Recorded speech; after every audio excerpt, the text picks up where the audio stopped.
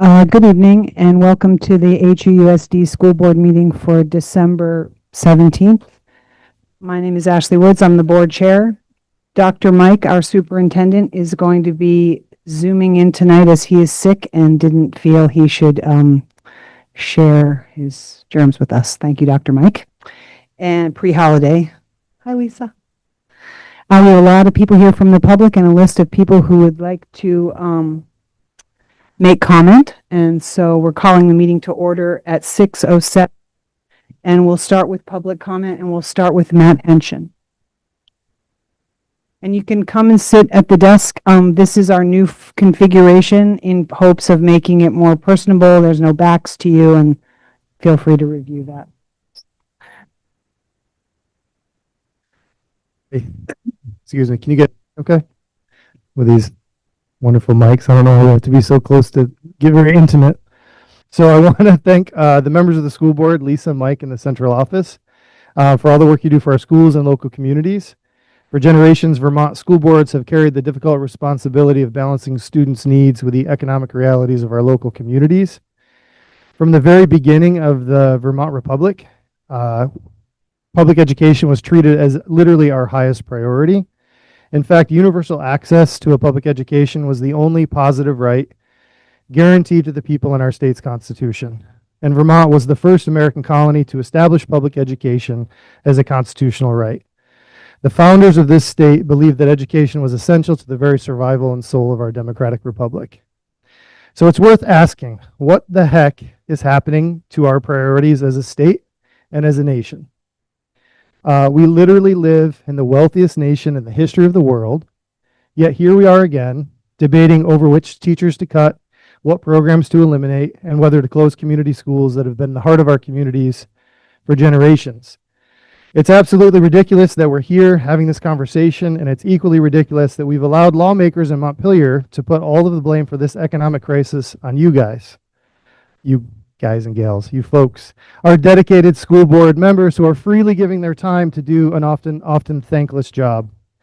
Apparently, cutting programs for kids, increasing class sizes, and closing schools are all acceptable choices, all within the realm of possibility.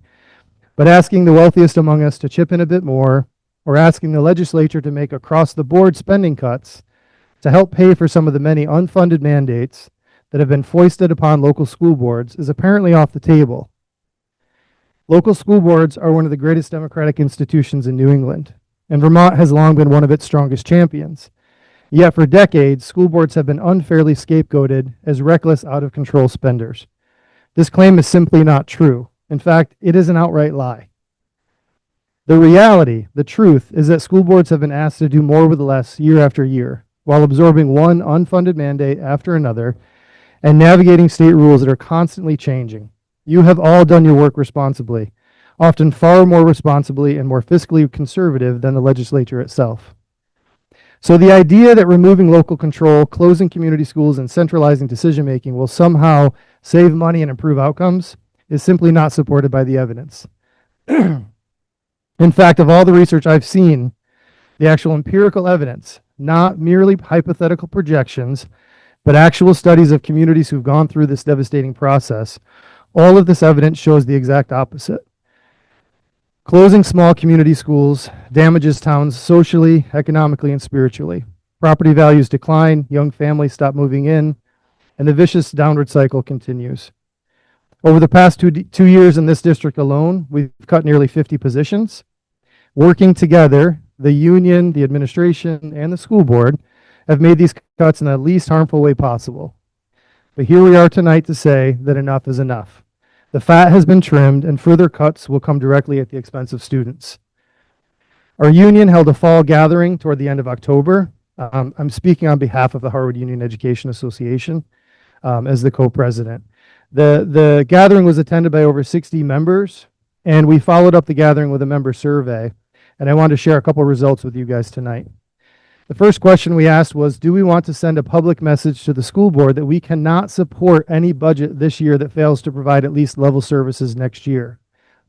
100% of our members said yes to this question.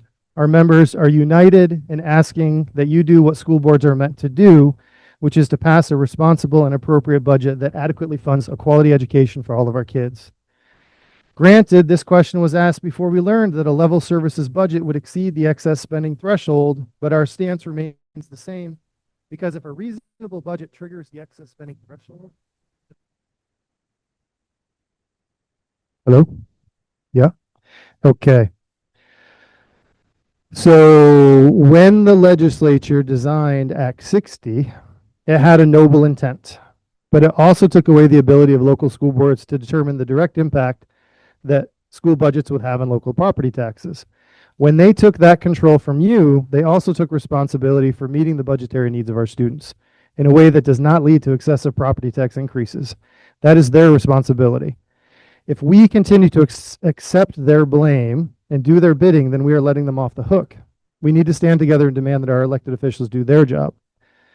The next question was, do you believe our union should stand united against any forced school consolidations and closures, whether they are self-imposed by elements of our own school board or imposed on us by the state through Act 73? By force, we mean without an affirmative majority, simple majority vote of the town residents. A strong majority of our members, 85%, agreed with this statement. School boards already control the budgets of their schools and can ensure that no school overspends. Therefore, there does not seem to be any other legitimate justification for allowing one community to decide the fate of another school. We urge you to consider a community vote to amend the district bylaws in a way that would protect the rights of local communities to decide the fate of their own schools. This has been one of the most divisive issues in our community, and it has prevented us from finding common ground on the things that matter most. I know some will argue that this issue was already settled when we voted on Act 46. However, there are many others who argue that this vote was highly problematic, to say the least, and it needs to be reconsidered more openly and honestly. Only a community-wide vote will settle this issue once and for all. Thank you for your time, and please let us know what we can do to help in the future. However, please know that it will be very difficult for us to support any budget that continues to erode programming and services for our students. And please keep in mind that every one of these projected FTEs is a real person, often a young and deeply committed new teacher who has or will likely have children, the very thing that our communities so badly need. You are also cutting a productive and tax-paying member of our society. So as you consider your options tonight, we ask you to please put forward a responsible and reasonable budget that maintains level services for our kids and let the legislature do their job to figure out the funding end. Thank you for your time. Thank you, Matt. Beth. That's Beth Gravel coming up. Hi there. Are you hearing me okay? Okay, a little closer to me. After Matt's eloquent speech, I have my sticky notes. My name is Beth Gravel. I am a Moortown parent, and I am the secretary of the association. I'm going to be sharing a smattering of my own thoughts and also report some of the conversations that we had at our fall dialogue among the union members. So something that came up in the fall dialogue is we are already feeling these cuts of 50 positions, basically 50. We are seeing loss of programming. And for my own child, who's a Moortown Elementary student, he has lost French, he has reduced library, he has reduced art. That programming is an impact on him. And all of our students, we're seeing at the secondary level, we're seeing larger class sizes, we're seeing reduced course offerings, where departments are having to have conversations about like what courses we're able to staff and what courses we're not able to staff, and who has to proctor a study hall, because there aren't enough positions to cover all the study halls that need to be available for the classes that kids can no longer enroll in. And we're also seeing reduced offerings in STEM in particular, a program area, since I'm a science and math teacher, that is near and dear to my heart. And basically, we are doing the same work, and there are less of us to do it. So let that sink in. We are doing the same work, and there are less of us to do it. The stress level among teachers is high. The consensus in my group in the dialogue was that level services is a minimum. Many of the participants in the dialogue of the union members preferred to ask for services back, to ask for nursing back, to ask for foreign language back, to ask for art back. And as a person who's been very involved with mobilizing the union to support our budget in the past couple of years, I have to say that mobilizing our association to support a budget with more cuts when we already lost 50 positions is a non-starter for much of our membership. And that is what we are feeling now. And it's going to be a very tough sell for our membership. So I thought I would represent that and speak from the heart to you tonight. Thank you.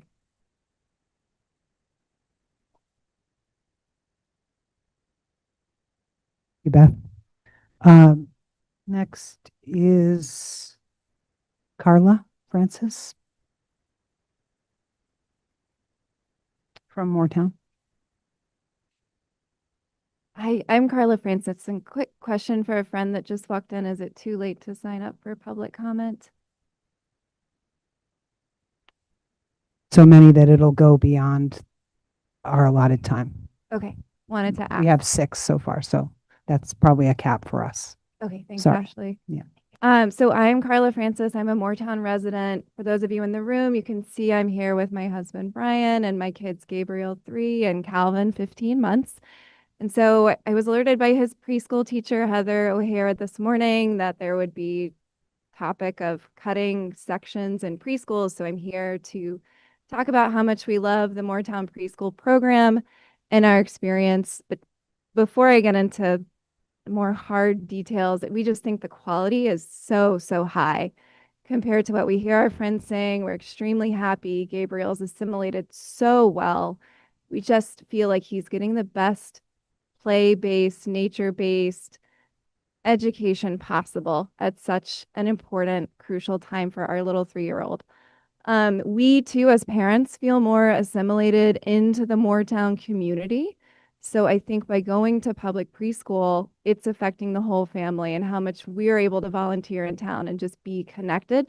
So it really goes beyond the student by having these public preschool programs.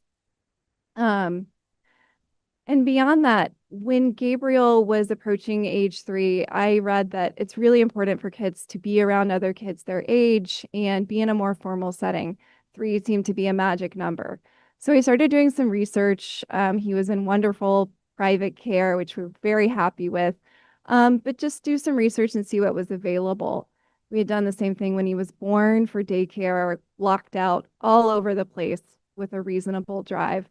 Same thing happened when we were looking for private preschool. We could not find anywhere that had a place for him at age 3 until the new semester would be starting and there would be 1 day a week. So if these programs are cut, it's just less accessible for families. I fear that some people won't be sending their kids at a crucial age. But I knew, all right, when he turns the right age, he will be able to go to Moortown. He'll be in the system. We're very lucky. I have family in other states. They're like, public preschool, what is that? That can't possibly work. And we're very, very happy with it and feel lucky and are just, if one section is cut at Moortown now, will Calvin, who's 15 months, have a section at all when he starts school in 2 years? And that's really, really worrisome. And so thank you all for doing your job. I know it's a lot and a lot on your shoulders. Very appreciative. And to all of you for coming to speak. And thanks so much to the Moortown and Greater Harwood community. We appreciate that. Jenny Lyle.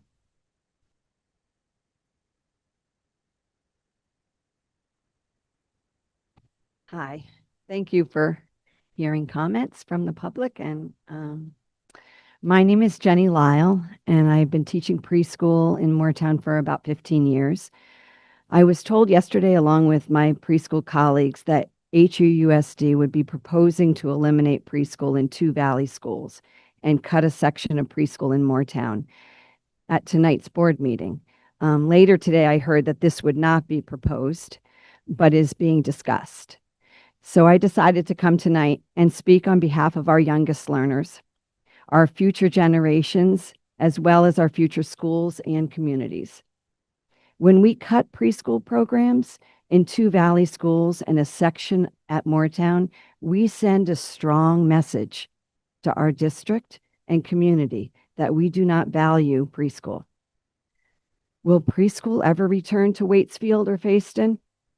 What I do know is once a program is cut, it is not likely to return. I am here tonight to advocate for the importance of early childhood education in all our schools. When thinking about enrollment declining, please let's think about accessibility, equity, and quality for our youngest learners. Currently, there are several surrounding school districts expanding and offering full 5 days of quality preschool to all 4-year-olds. I realize enrollment is down and our school districts around the state are struggling with budgets and funding. And I know that cutting preschool is not the answer. I have heard that this reduction in staff is saving the district a little over $300,000. The research is clear. High quality education for children before they turn 5 yields significant long-term benefits for students, for communities, and for society. It seems to me that the elimination of preschool in the Valley and cutting 4 sections of preschool across the district is going backwards and is not the way to solve a budget crisis. What are we really valuing as a community? I applied for this job a ways back because it was a community that offered public preschool to all 3, 4, and 5-year-olds. But it was before Act 166 existed. It has been a pleasure and a real honor to work alongside these children and these wonderful families in this community. This community is special. Let's continue to support our young children and the families that moved here for our schools. Thanks.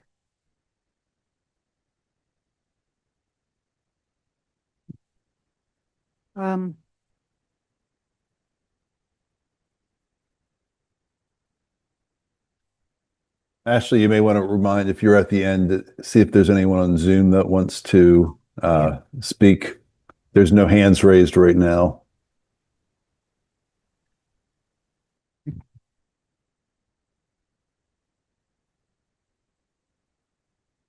Hi, and I'm sorry, I'm using my phone. My name is Theo Hanna, and I want to first thank you for the countless hours you all spend working on behalf of our district and our students. Thank you also for the opportunity to speak tonight. I live here in Waterbury with my husband and husband and 2 small children, both at Brookside. We're so grateful to live there, in large part because of the extraordinary Brookside community. And I'm here today to implore you not to make further cuts to programming, specifically to the preschool, which I learned about 3 hours ago might be a risk. According to the head of the National Institute for Early Education Research at Rutgers, studies of high-quality preschool programs show that every dollar spent returns $17 in social benefits because attending a good preschool is associated with higher grades later in school, less grade retention, higher job earnings, less delinquency and crime, and better long-term health outcomes. And I can speak personally to how high-quality Brookside's preschool is. My 3-year-old is in his first year of Mrs. Rose's class. And the program and Miss Rose have blown me away. Sorry. Even now, 4 months into the school year, he asks every day if he can go to her class. In his short time there, he has made huge strides in social emotional skills, independence, and early literacy in math. I spend some time in the class as a Four Winds volunteer, and every time I'm blown away by how calm, focused, and ready to learn the group is. You'd think with 15 3 and 4-year-olds, the classroom would be a zoo, but Miss Rose and Miss Amy across the hall have a magic touch. They are doing our entire community such a service by preparing our children for a more successful academic career and enabling parents to work. Vermont towns like ours need young families, and cutting an incredible preschool program does not make a strong case for moving to our district. Thank you for your time tonight and for all the work you do on behalf of our schools and our families.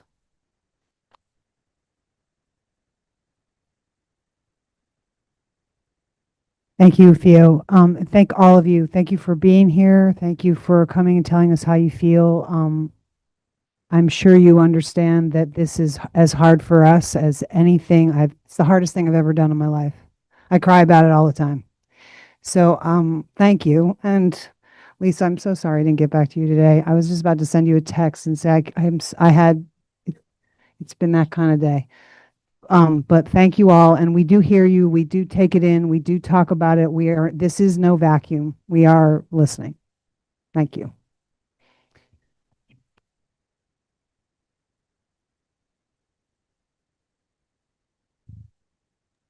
I don't see any hands raised on Zoom, Ashley. What do you have there? I don't see it. There's no hands raised on Zoom. Okay, good. Okay, it's mine. Okay. Say that again. Yes, if you want to email the board, individual board member or all of us, please do that at send-huusd.org, I think, but it's easy to find. We are reading those emails. We will respond. Okay, the next thing we need to do is approve the agenda. Can I have a nomination to approve the agenda? Bobby moves a motion, second from Rebecca. All those in favor say aye. Aye. I'm sorry. She usually sits over there. My bad. Here.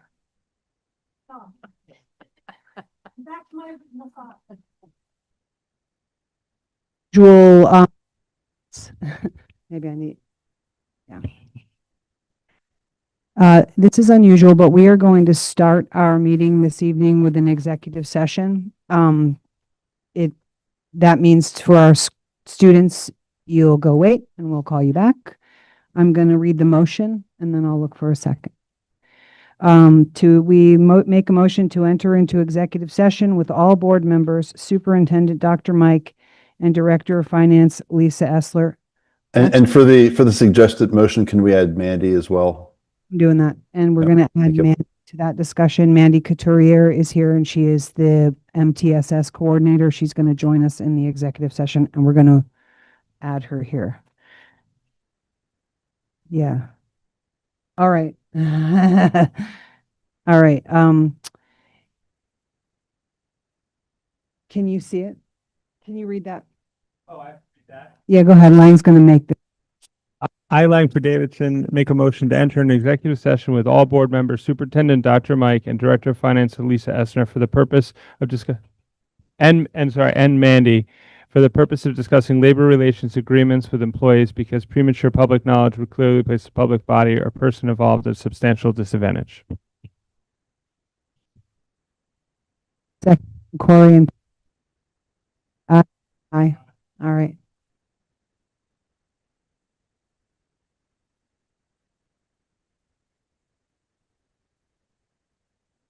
So for our at-home viewers, this executive session should take about 35 to 40 minutes. So please check back at this link in that time. We're going to go out into another executive session.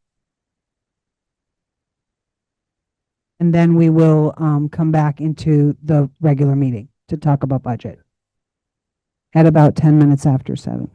And if you're a board member, we're going to have you go into the breakout room now. Thank you.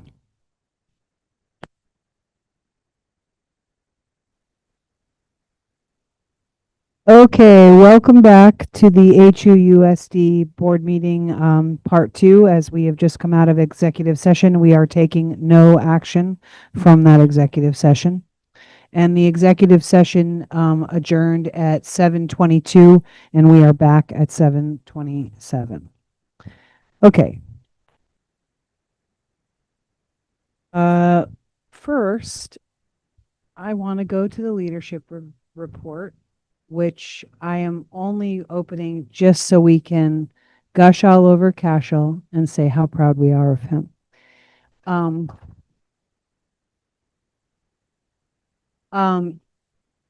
he was selected as a finalist for the John Lewis Youth Leadership Award. Rebecca, who is not here this evening, planted the seed with Dr. Mike and I that we should nominate him. She thought he was an incredible kid. So it stemmed from her, but Mike did the application process, and we are super proud. So well done. And we can't wait to see what you're going to do. So thank you for doing that, for being so great. Would you ask Cashel to talk about the recognition? Yeah, you mean what it said? Like, his recognition as a finalist is indicative of his talent and his work that he has done over the past 3 years. Cashel has worked in several capacities at the State House. He has maintained his status as in the National Honor Society, where he is currently the president, and he works tirelessly for justice at Harwood and supports students every day. That's a pretty cool thing to say about someone who's 17. Yeah, and he's going to be publicly recognized too if he wants to share the when and how and where. Where is that? Say that again. I couldn't quite understand you, Mike. He's going to be recognized in Montpelier, and I thought maybe he could just share the when he's going to be recognized and what it is. It was in an email that he received. When is it, Cashel?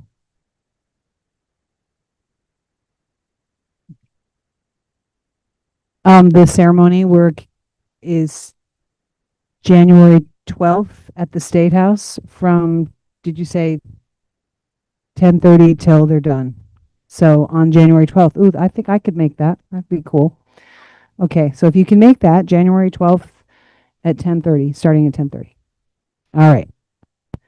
Thank you. Awesome job. You may. Go ahead. I just want to say one thing to our students it's just amazing. They all were told that if they didn't want to be here sitting outside during executive session, that they could just come in on Zoom or whatever, and if they even wanted to do that, or be excused from meeting tonight or something like that. They just kept coming in. I got candy canes for everybody. I didn't even have enough candy canes for the students because I didn't think they were coming. They all came. So anyway, I just want to thank them. I want the people out there to know what an amazing group of students we have working with us on this board.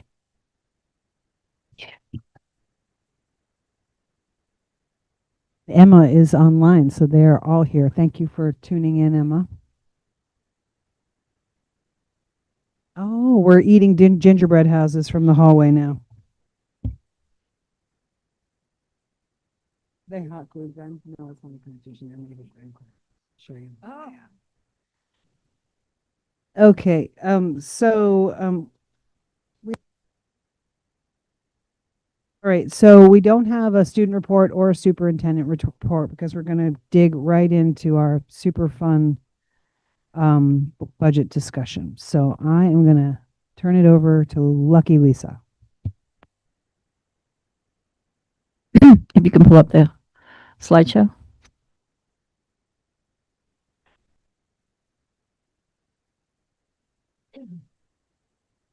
Okay, next slide.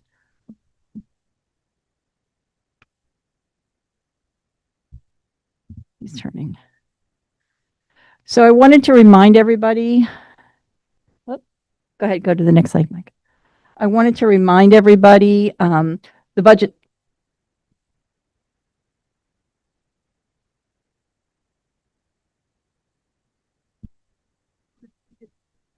No, December 17th.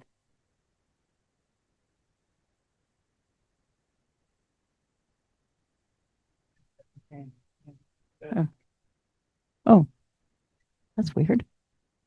That was weird. Okay. Anyway.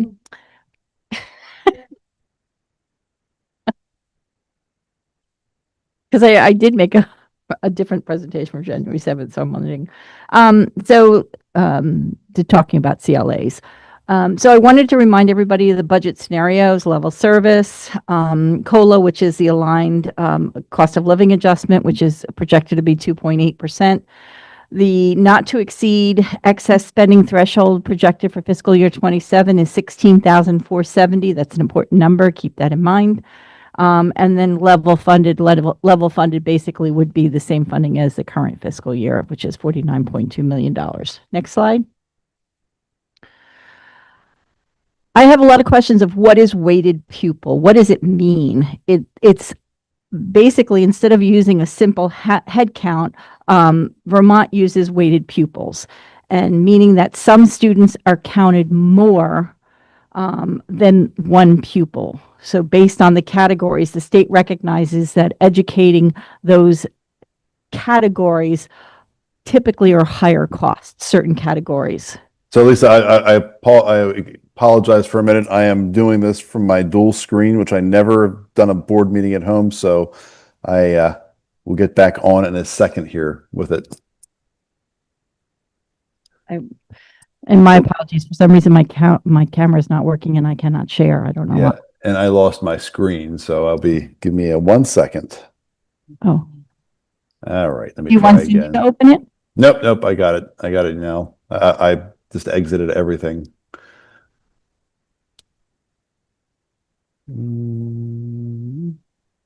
So anyway, as we pop it up, a Can you district. see it now?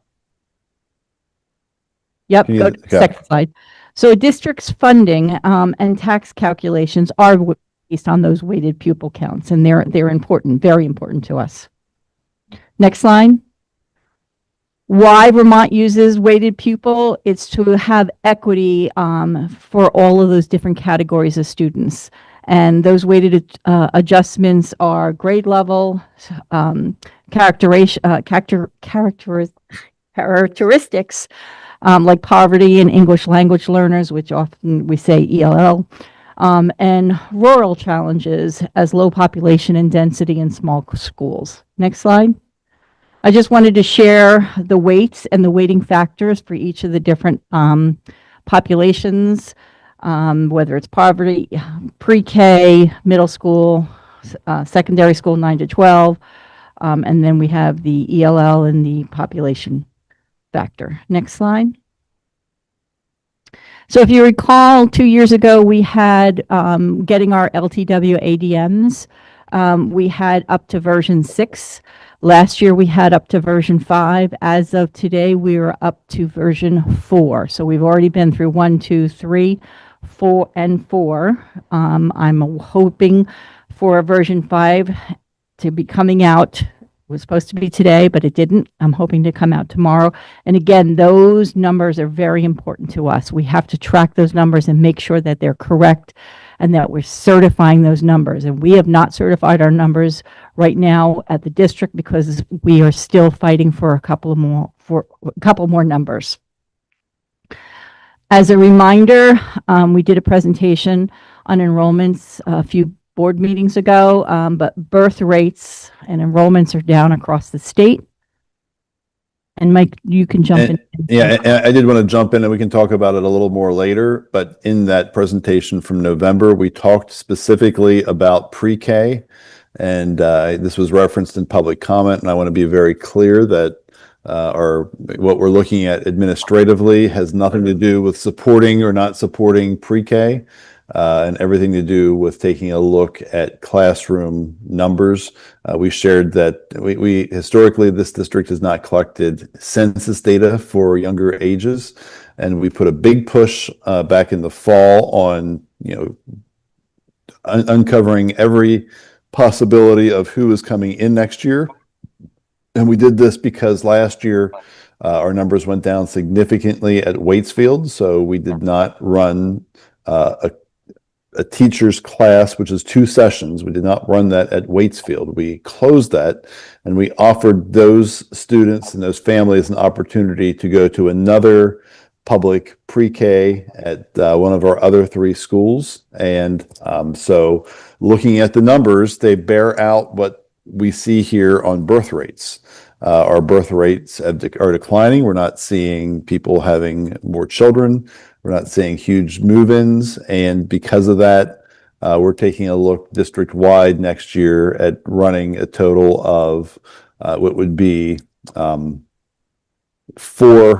teachers or 8 pre-K sessions. And that would offer people the opportunity to have attend a HUUSD class.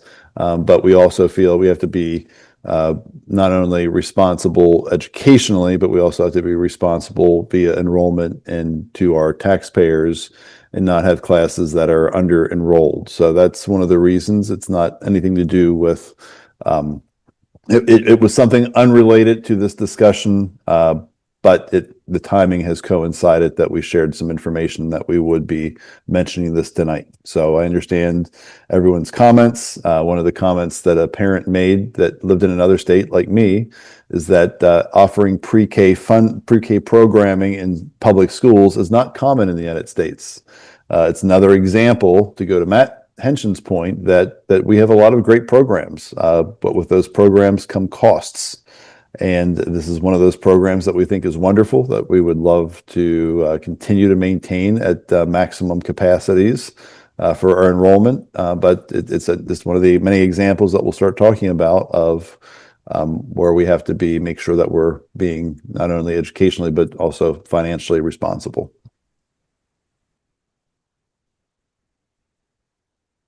Mike?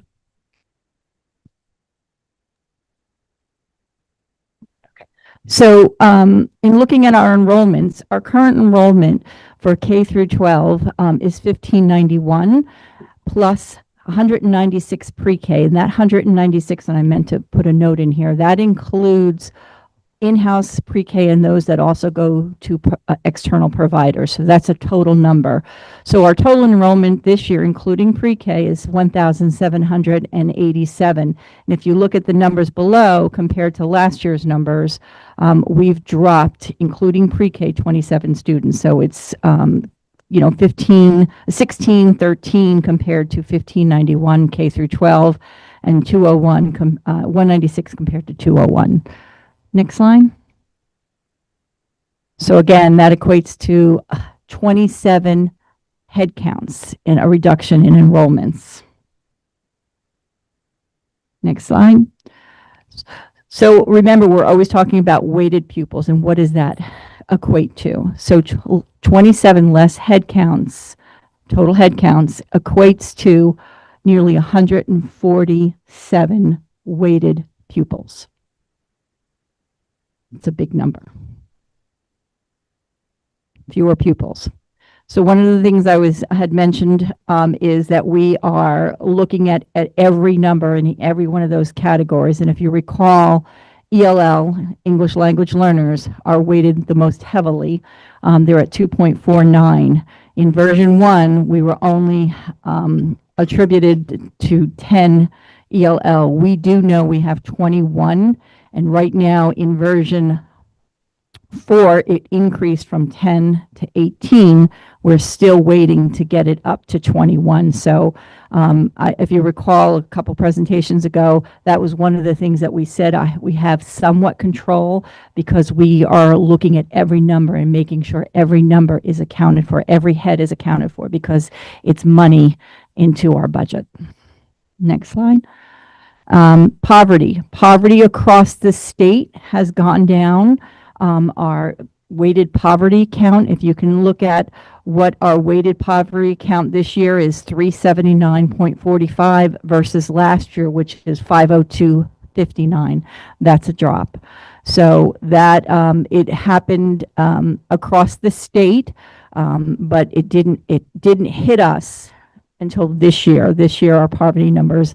Now we're looking at tweaking that a little bit more. We're working with a data person Mandy, our whole team is getting together and identifying, we're actually going student by student, trying to track these students and making sure that these students are being certified and that we can count them. One of the things, just keep in mind, these snapshots are taken on October 1st. So if we have students moving in after that snapshot, and this year we actually had students moving in after that snapshot, they won't be counted this year, they'll be counted next year. But again, going almost student by student, and we sat around a table at Mike's office the other day and just went through student by student by student just to make sure that we're accounting for these, and we found out these will be counted next year.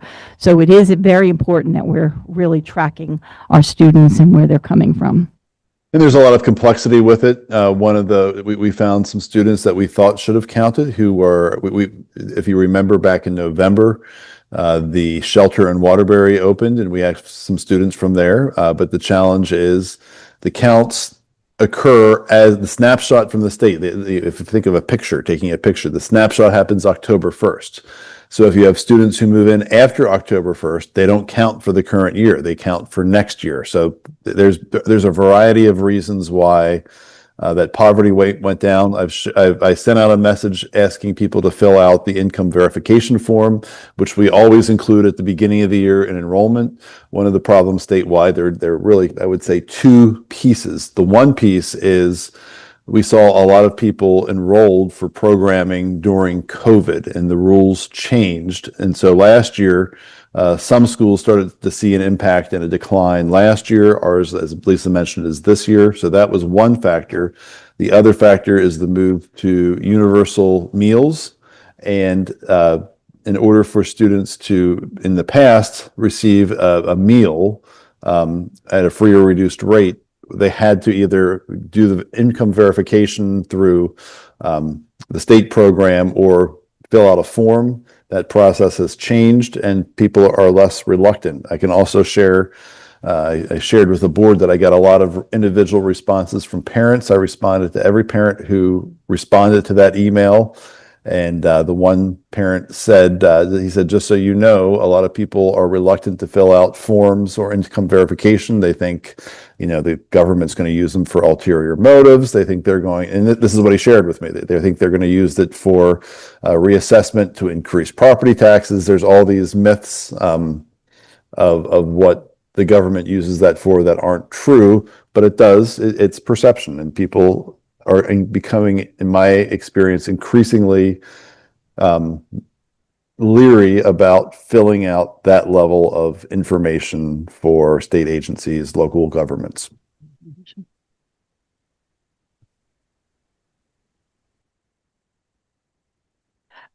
So just looking at a comparison for weighted pupils, comparing fiscal year 26 to fiscal year 27, you'll see those areas highlighted or where we actually dropped this year.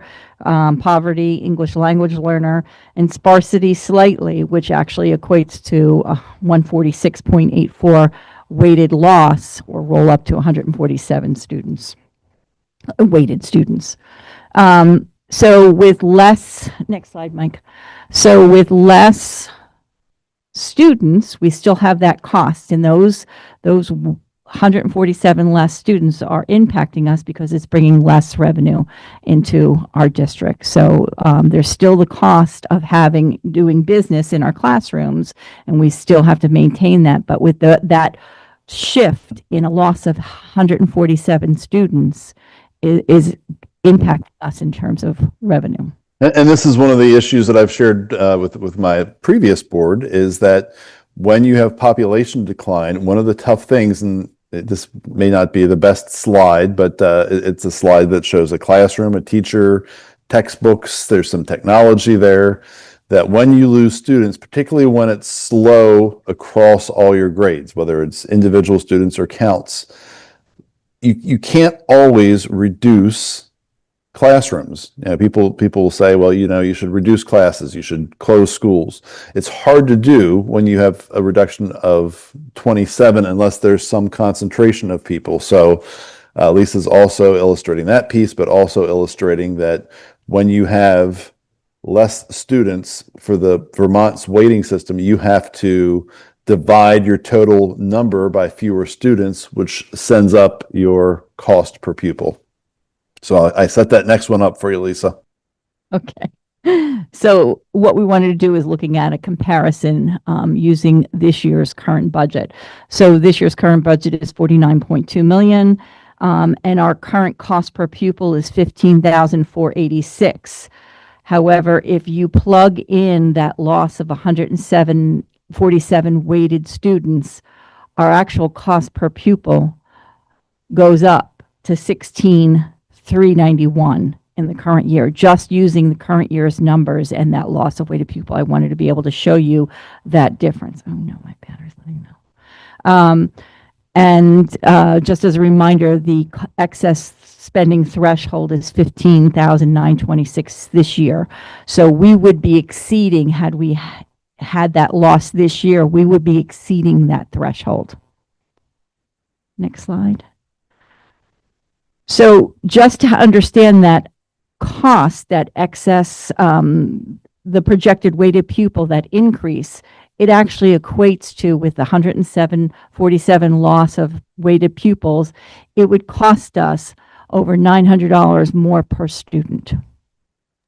Yeah, and keep in mind, nothing changed this year other than the number of students sitting in our seats, yet that calculation, which the state uses as that first measure of taxation, the per pupil cost, that fluctuates with the exact same number of staff teachers across all of our schools, even though students in seats is only 27. Okay, next slide. So I have a quick question just on that before we go on to the next slide. Yeah, Ashley, I see Ben's hand up. Ben. I'm just wondering, is the additional $900, is that per pupil being shared equally around the state? Is that, can I find that that's true in Southern Vermont and in Chittenden County and the Northeast Kingdom, or is that being assessed just to this region? That's being assessed to us because it's based on our cost per pupil.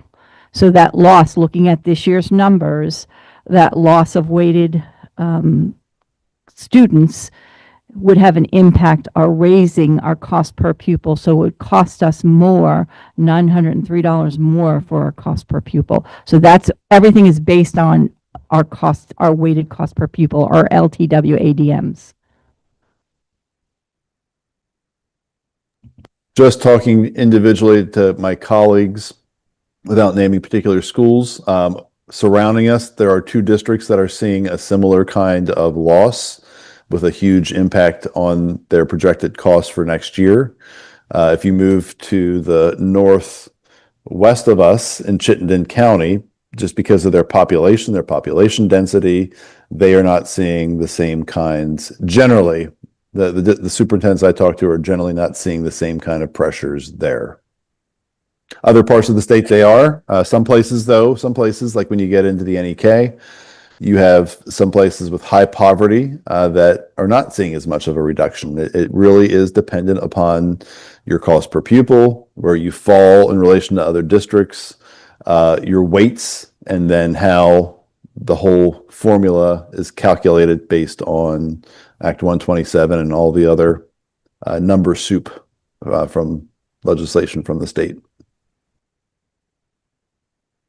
Pam and then Corey. Can you test? Hear me? Did the weights change this year, or why the flux? Why are there so many versions? Is it just a matter of getting the data back, like data checking back and forth? I'm getting ahead now. Okay. Yes, certifying the district, certifying their data and getting it correct. So it's very complicated in terms of that submission of the data, and then also how it's all calculated. There's different components of it. And, you know, there's a lot of hands in the pots in making sure that these students are being counted correctly. So, even in our group here, we had to pull in Mandy, we had to pull in different people to make sure that we go through every student and making sure that they're being categorized in the right category, but then also that they're being counted, that they were certified and they're being counted. So, I mean, just as simple of only 10 students versus 18 students with ELL, it has taken us only almost 5 weeks, 6 weeks, and I'm still fighting for a couple of more. And when Lisa talks about fighting, just to give you a little bit, I'll take you a little bit into the weeds. One of the things we don't have from the Vermont Agency of Education is a clear crosswalk and a clear calendar of how the information is gathered, when it's due, and the verification process. A lot of it's at the wire, like we've seen this year, last year, the previous year. We have one person in our central office, Brett Zeno, who is our data person, and he spends his day combing through data, producing reports, going into Power School, making sure all of the codes for students are proper. He'll get information from the direct certification from the state on free and reduced. He goes in, he makes sure that data is correct, and then, and I'll shorten this a little bit, but what he does then, there's a point where the state asks for certain data for all these different populations, and it's called the DC-05 and the DC-06 that they submit, and the state pulls from there. But what we found when I kind of started to dive into the English language learners is that they also look someplace else. So to qualify for services, our students, our EL teacher administers a test called the WIDA. And there is a statewide system where you enter the student's name, who has to be tested this year, and they are students who are up to qualify for services this year. So what the state did is they pulled those numbers, which is why we had a lower number, but they don't include students who are on what we call monitor status. So a student, after they receive services for so long, will show improvements, that they don't need the more intensive level of instruction, but they still are serviced by our teacher, Laura Butterfield. She meets with them, she provides services, it's at a cost, but it's a 1-year monitoring, but they are not tested this year. They were tested last year, but they're not in the system. So when I started getting involved with Lisa and asking questions, they said, oh, well, they're not in there. You have to just email us. And we shared, well, we submitted it through the statewide submission. So that just gives you, if you're confused by what I just shared, join the club, because it is a very complex process. And as Lisa said, we have, as a team, spent time in my office just going through spreadsheets in the last week, cross-comparing students for poverty, for EL, comparing it to what the state has. If in some cases they didn't have it, but there was a reason, but that wasn't very clear to us. So it's not a very seamless and streamlined process.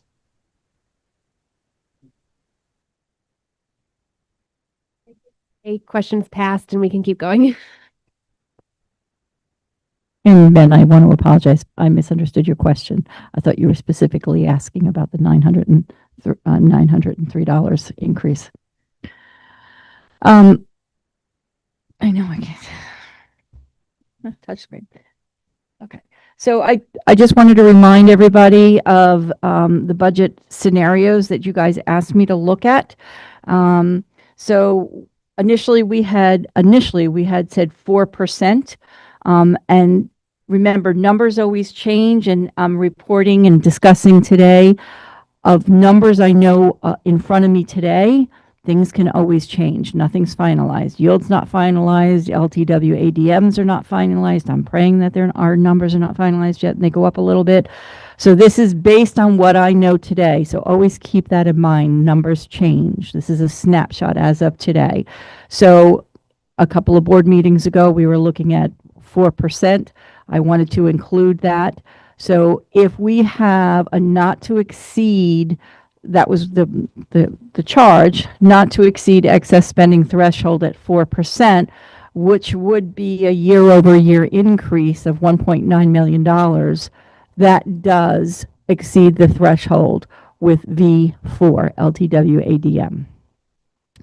We were hoping, if you recall, you asked me to go back and look at between 2.8 and 3.4.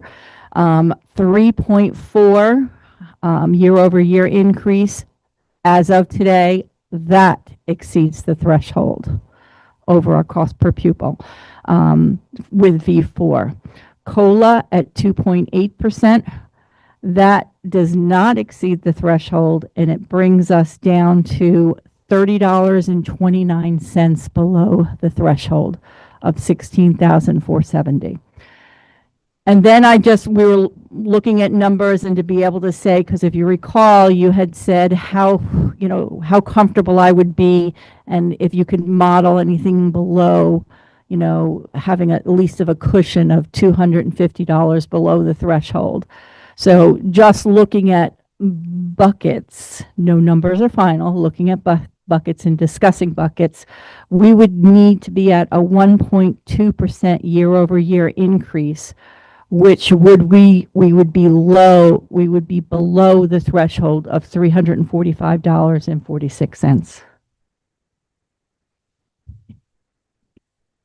I mean, what level spend would be? Level funded would be the exact same budget as this current year at $49.2 million. Do you mean level service? Level service, yeah. What is the, what would be the percent increase for level service again? Is that the 4 point? No, the level service was 6.98. Okay. Sorry, 5.98, 5.98. 5.98. So next slide. Oh, I'm sorry. Could you talk a little bit about why you're looking to have the 250 cushion? Like, what kind of scenarios could happen if we have only a $30 cushion, and then like we could be pushed over, or like just, yeah, how are you thinking about it? So I will do what happens when we do get pushed over the threshold. However, I just want to remind everybody right now with these numbers, nothing's final. Yield is not final. The yield is not settled until the end of the legislation session, which is at the end of spring. So right now it's projected very low. It could go lower. We also don't know, the CLAs came out preliminarily, but we don't also know what the statewide adjustment is going to be for those CLAs. So nothing is final. So you could say, okay, we want to be at the $30 or 2.8% year over year for COLA. We're going to go with that. And we plan on being under the threshold, but the yield could change and could bring us over. So remember, these are all, it's a budget, it's preliminary numbers, and have that be that close. But we've, as a district, have made that conscious choice of being close to that threshold, and we have been for many years.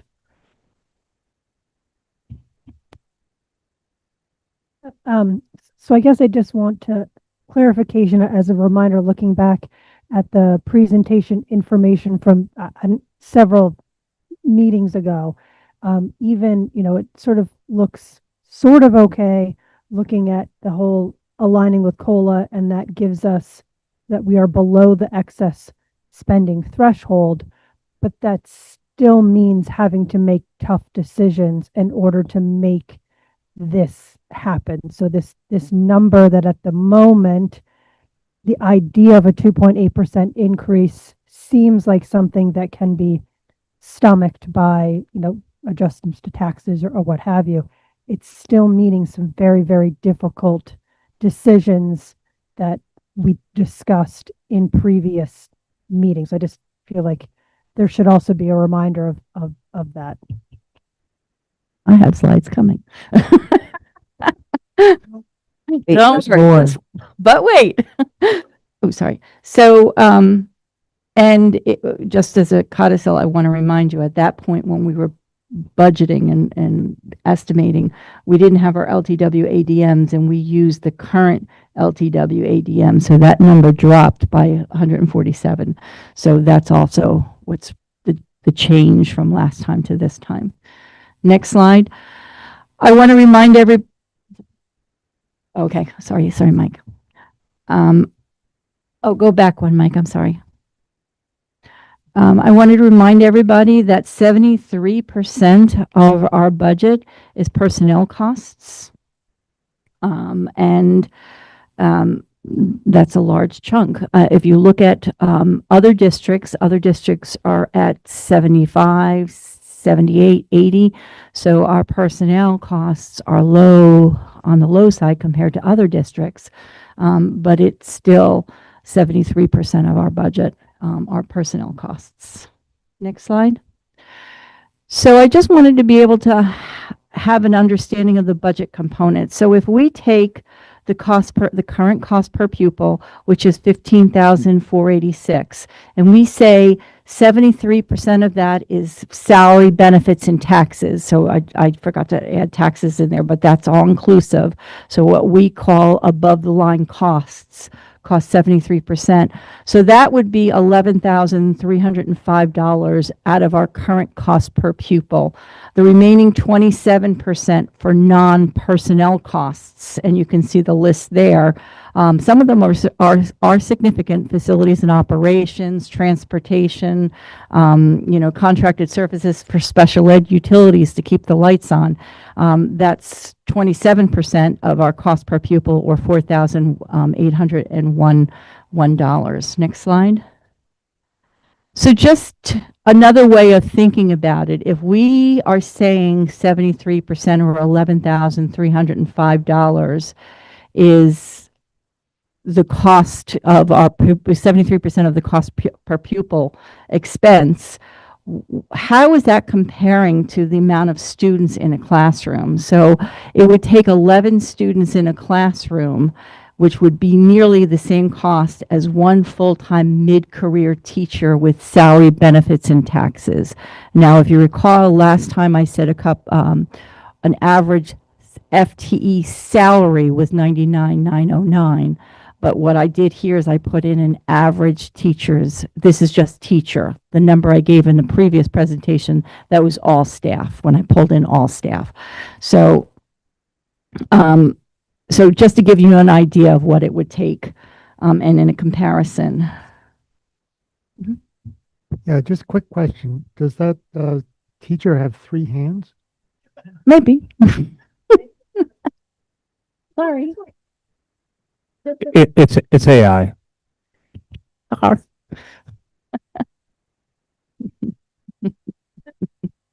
So just as a reminder, over the last 2 years, we've had reductions, and I know Matt alluded to this in his, when he had a conversation with the board in the beginning of the board meeting, but we've had a reduction of almost 50 FTEs, 48.9 FTEs over the last 2 years. So I wanted to, because we're talking a lot about excess spending threshold and what does that actually mean. Next slide, Mike. And another one. Okay. So we're, cost exceeding the cost threshold we're talking a lot about. So I want to make sure everybody understands what the cost, when we exceed that, and what it actually means. It really is, it's a limit set by the state on how much a district can spend per equalized pupil. And if you exceed that, there is a penalty. So for every $1 over that cost per threshold, excess cost per threshold, you're taxed $2. So anything over the projected cost, excess cost per threshold next year, which is $16,470. Just as an example, if I go over $10, I would be taxed $20. Additional would be added to our cost per pupil. Plus 10. Yep. Next slide. Yep. So here's an example I wanted to be able to share with you. The threshold, 16,470. And let's just say as an example, our cost per pupil is 17,000. Because we're $530 over, we would then be taxed $1,060. So our cost per pupil would be $17,530, because that 17,000, that 530 was in the initial overage over the 16,470. So you'll see it bumps it up. And just to be real clear, that's not $530 or 1,060 added to property tax bills. That's the additional amount that's calculated based on the formulas that Lisa shares. This is something Dan brought up at the last meeting. The question of what happens if we go over the excess spending threshold. Are there districts that you know of that just say, well, screw it, we're going to go over the threshold? Mike, you might have a better, I don't know of any districts that have exceeded the cost per threshold, and paid it. But remember, this threshold has been on hiatus for the last 4 years. It only was implemented back this year and next year. So if you recall, it was on hiatus. It did not, even if he had reached it, it did not apply. The board still wanted us to try to stay under. And like Lisa said, and this actually came up when I was meeting with some people talking about the general budget, some teachers who've mentioned that, this was a discussion back in 2019 that of hitting this threshold. So it's been a concern for 6+ years. I don't know. I don't know who has reached the threshold. I could find that out.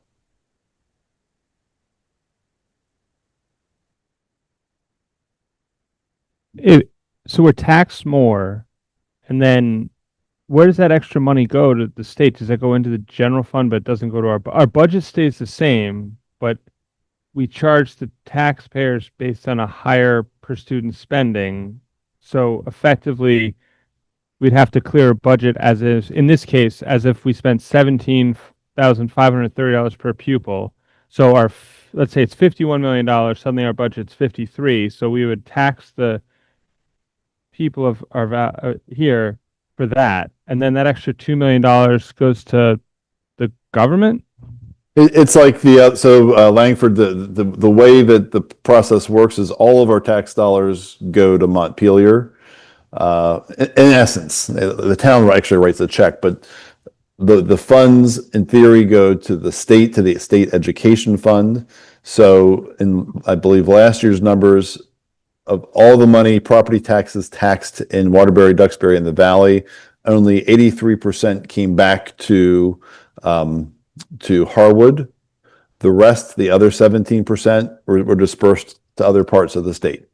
So it's part of the equalization of the state's funding and providing equity for all schools, so that you don't have the kind of the old concept of the gold towns who have extra money that they can spend in their schools, and schools that don't have the same kind of real estate value have lesser opportunities for kids. So that extra money, along with the other 17%, whatever it turns out to be, would go to the state education fund, and then they divide it up based on other needs. Okay, that's very interesting.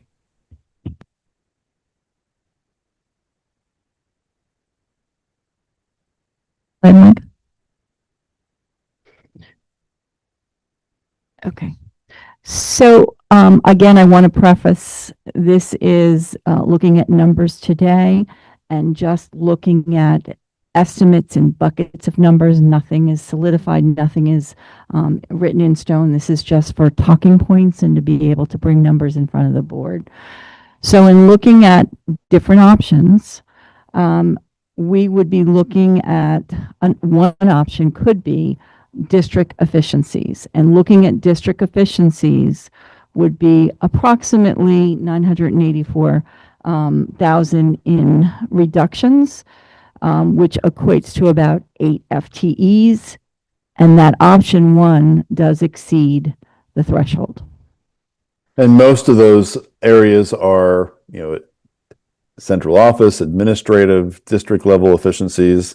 That reduction does also include those 2 pre-K classes of enrollment adjustment that we discussed.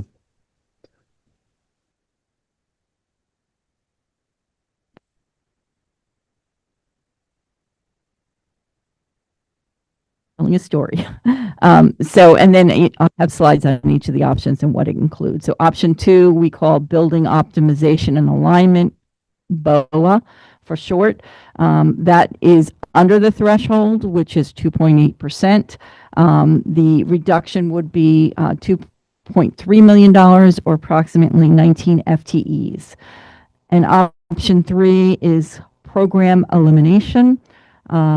And we would be looking at approximately 29 FTEs, and that would be a 1.2 year-over-year increase or a 3.1% reduction. And that would be also below the cost per threshold.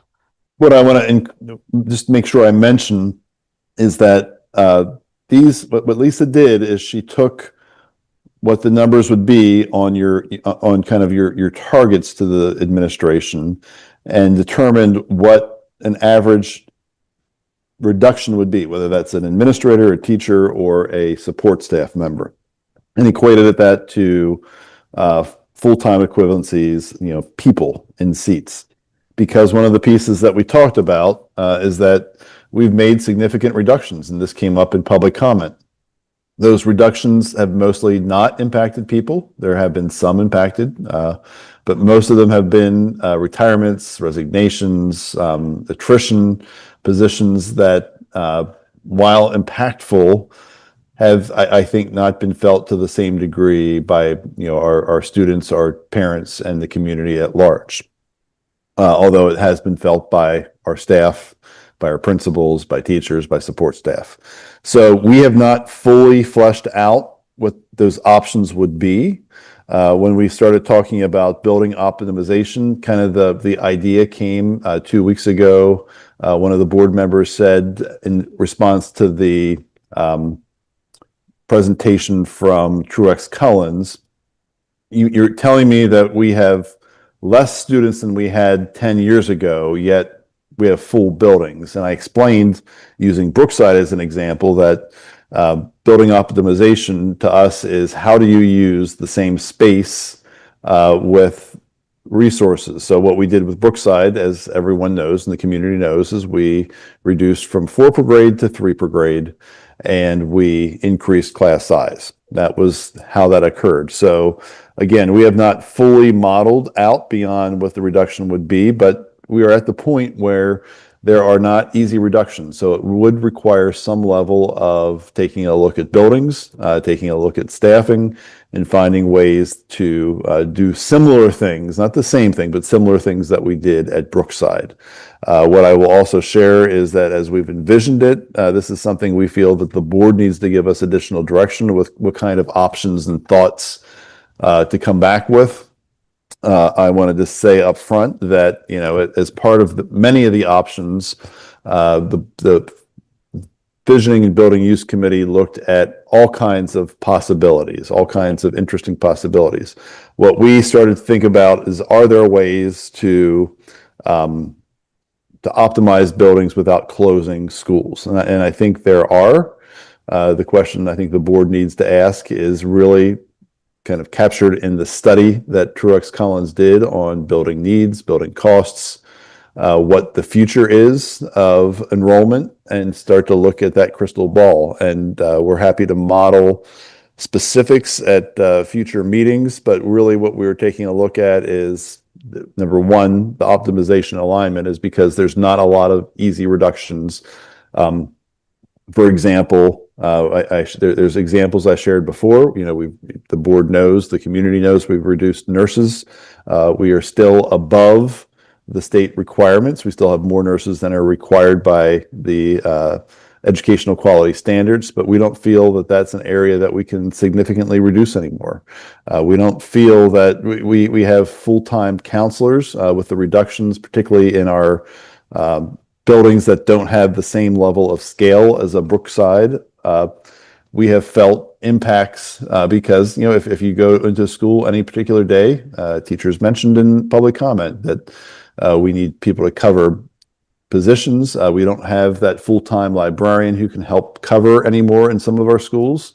So a lot of times if somebody's absent and there's no one there, you'll find a principal subbing as a para or a principal subbing as a teacher in the classroom. So we don't feel we can continue to trim at individual buildings without starting to take a look at some really hard choices. So if the board wants us to go to an option 2 or option 3, my recommendation to the board would be that I think we need to be very transparent. We need to be very explicit, and the community needs to know the educational impact.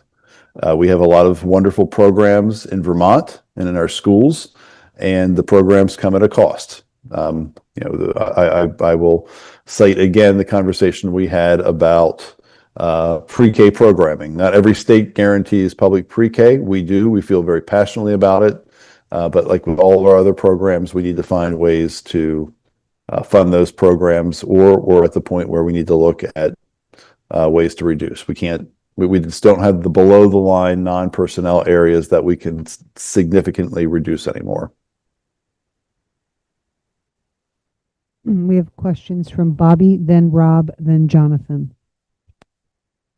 Wanted to be clear about this slide. So we looking at options 1, 2, and 3. Do they build on each other, or in other words, option 1 by itself would amount to this amount of reduction, then plus option 2? Yes, I have it in the slide. Okay, sorry. I also wanted to be clear. So we say 8 FTEs, that equates to $984,000. Okay.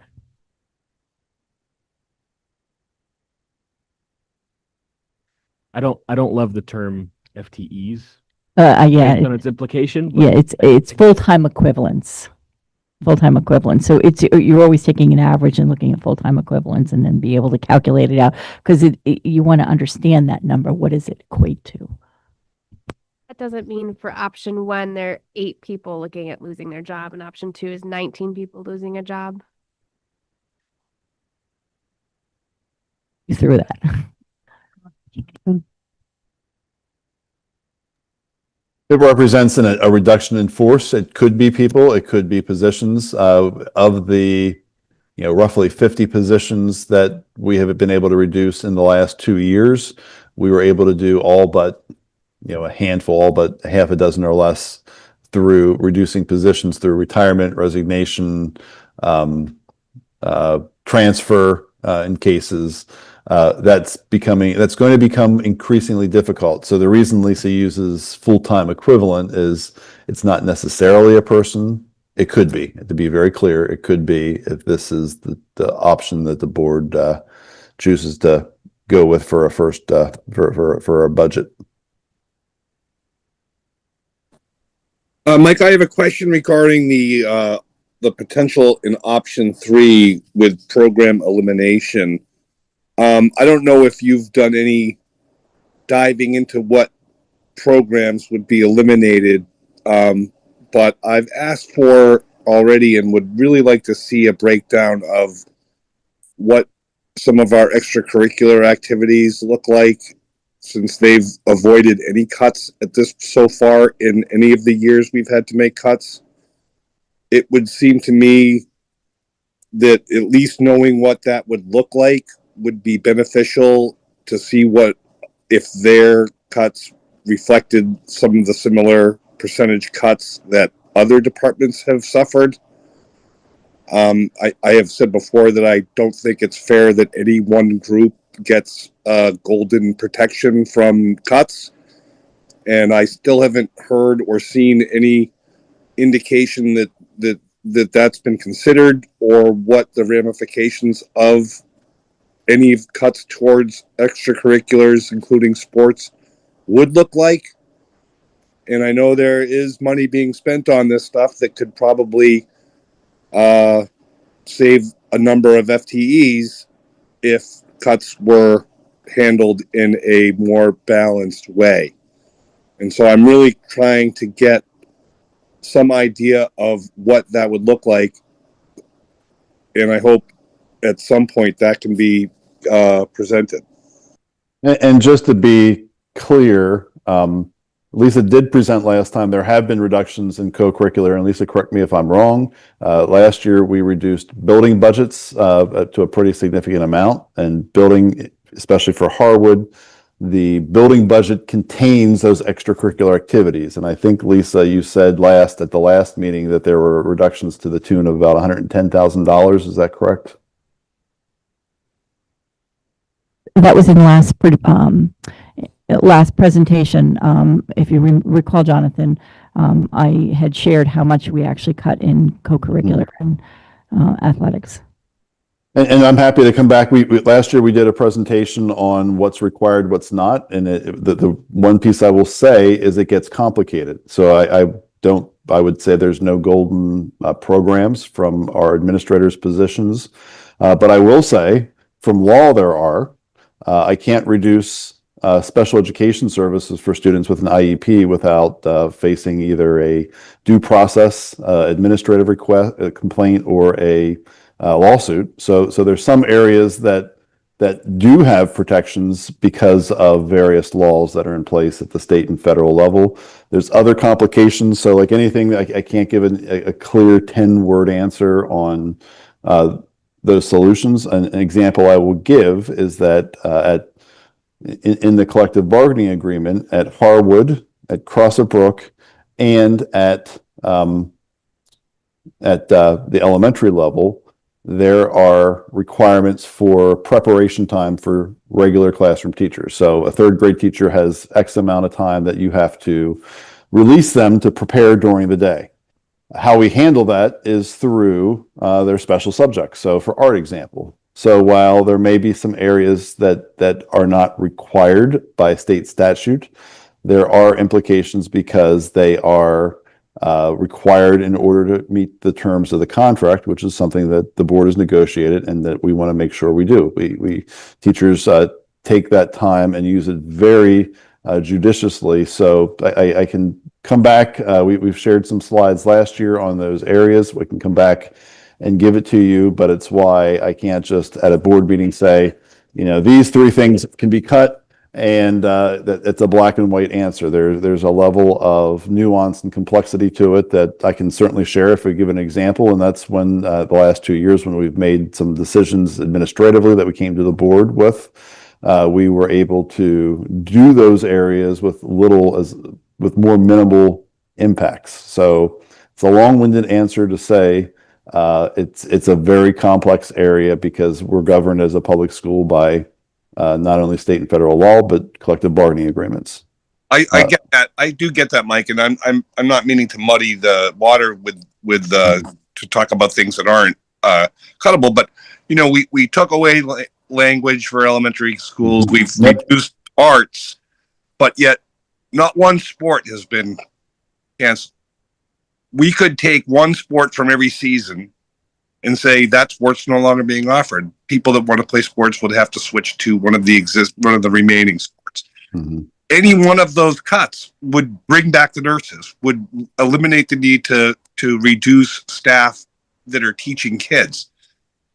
And there's a higher likelihood that boosters and student athletes would be able to make up a variety of matters on their own, whereas kids that need art to get through the day, or kids that are, wanting to learn languages, they can't just run out and raise money to do that. So I just don't understand why that hasn't been considered yet. This isn't anything, there's no mandate for sports. I know people enjoy them. I know it's very important for some students, but I happen to also know that art is very important to some students. My stepson got an art a scholarship to study art because of being able to study art before those cuts were made.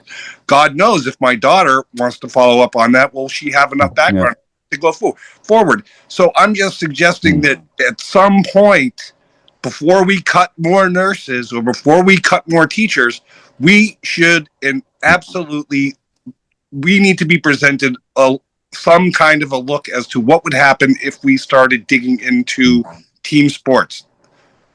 I can't understand why that hasn't happened yet. The bloodletting continues and somehow the sports don't get looked at. I love sports. I also love art, and I love all these other subjects. Why hasn't sports been considered as a potential for cuts? And I'm happy to come back with more information. Like I said, our reductions in the past have tried not to hit particular programs. If the board has a desire for the administration to bring back recommendations in the area of sports, we will be happy to do that. Well, I particularly would like to see those considerations and what they would look like. I don't know why it hasn't happened yet. It's frustrating to me that it continues to be ignored when we have already dug deep into the things that non-athletes suffer from not getting anymore, but yet sports seem to be protected by all of the King's horses and all the King's men. And I don't understand that. We're here to teach more than we are to play games. So I understand why sports have not been considered for cuts. There's hundreds of thousands of dollars being spent on that, yet we can't pay our nurse to be in a school full time. It seems ridiculous to me. And so I would just like to see a breakdown of that and what potential cuts could be made that would allow us to potentially keep a nurse or keep another art teacher instead of further cuts to those positions that have already been decimated in the years previous. And they're going to get it again. And yet here we go. Sports continues. No cuts. No, nothing. So, Jonathan, we made $120,000 worth of cuts to sports last year. I feel like maybe you did not see the finance committee's breakdown on how much. I mean, Lisa did a sport by sport breakdown on how much they cost, and I can tell you that it is not giant numbers. I remember very well last year the discussions during the budget, the same time last year when the concept of cutting the nurses programs was brought up. I pointed to that same chart that we had seen, and I said we could cut that sport and keep those nurses. It was not considered. We were told, we can change the nurse concept at another time if we decide to, and the budget was approved based on that conversation, and no talk was ever started about keeping those nurses, and no sports were ever cut. We are currently in the year with the initial nursing cut. We haven't had and that cut was made at the expense of keeping sports and without any cutting to sports. We made a decision to cut nurses over cutting a sport or two. When we could have, I brought it up in a meeting. I don't know which meeting it was. I would love to go back and find the clip. I brought it up that it looked, there was a couple of number lines that said, so it looks like if we cancel this sport and that sport, we can cover the FTEs that the nurses represent. I would like the record to reflect that Jonathan would like the nurses to stay and the sports to be cut, and I would like us to move forward, please. Ben, it's not, that's not a good representation of what I'm saying. I'm using that as an example as to the kind of cuts we've been making. Yeah, no, I'm suggesting, Jonathan, that the floor isn't yours, that you're interrupting a presentation, and that you don't have the floor right now, sir. I'm still talking. You interrupted me, sir. Jonathan, this is Pam. This is, I think it's called a point of order. And I do think under the Roberts Rules of Order, we are limited in the number of times we're allowed to talk or ask questions on a specific topic. And I believe at this point, you've exhausted yours, and we are back to Lisa's presentation, which is a general overview and not specific programming, if I'm understanding us correctly. That's fine. I don't believe my question's been answered properly. So I'm going to continue asking until I feel like it's been answered. So that's my Roberts rule for the night.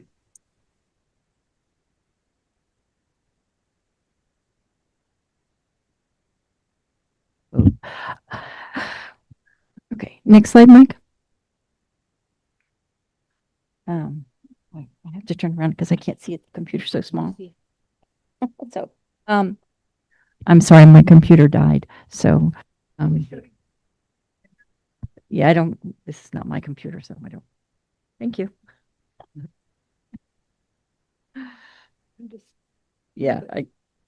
Thanks. Keep going bigger. Perfect. Okay, so I want to be able to walk you through what happens with option one. As a reminder, option one exceeds the cost per threshold, so I want to be able to walk you through this. At 4%, which is option one, we would be looking at a $51.1 million budget, 4% increase. When you net out our revenue expenses, that brings us down to 42.4 million for our educational spend, what we would be asking the state to fund for our district. And we are looking at, with the current V4 LTW ADM of a reduction of 5.5% over last year, our cost per pupil would be $16,898.08. Now, in this instance, because we're exceeding the cost, the excess threshold of $16,470, I'm able to look at what my debt exclusion is, and I'm going to plug in my debt. So my debt for the fiscal year 27, and that's long-term debt, all my bonds and my principal and my interest. It does not include my the tax anticipation note, because that's short-term debt. But I'm allowed to exclude my long-term debt.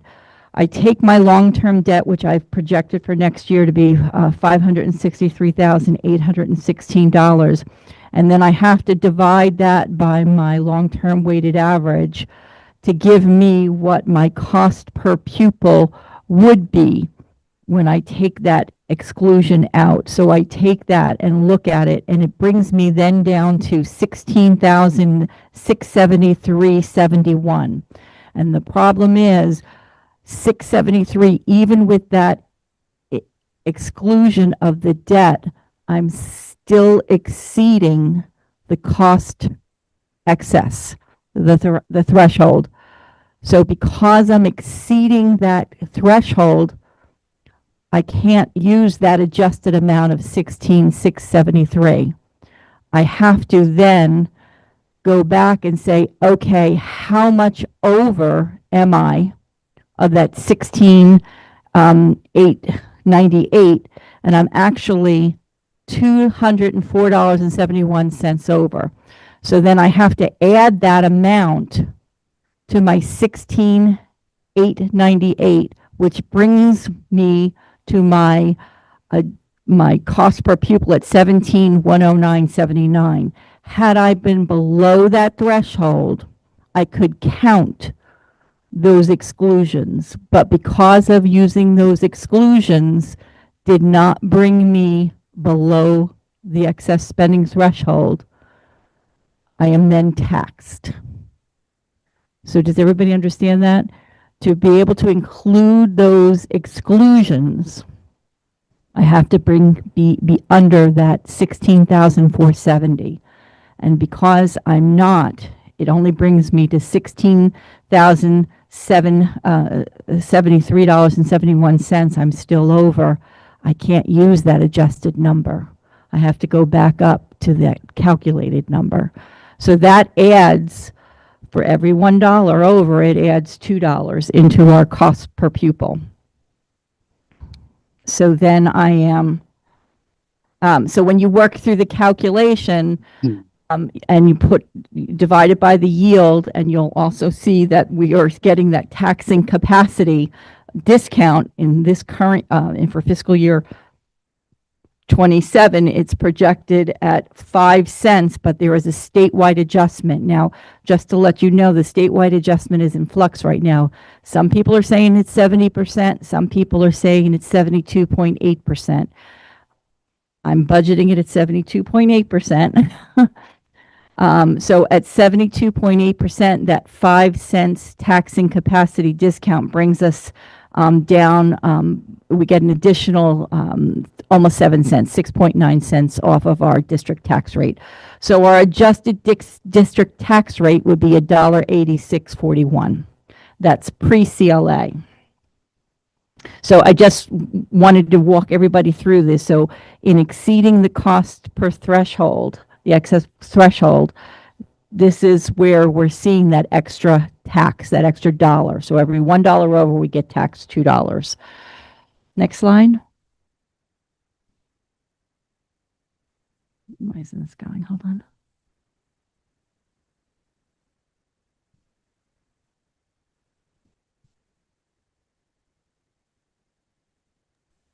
Can you see it? Hold on. Let me have your computer. Not something popped up. Okay.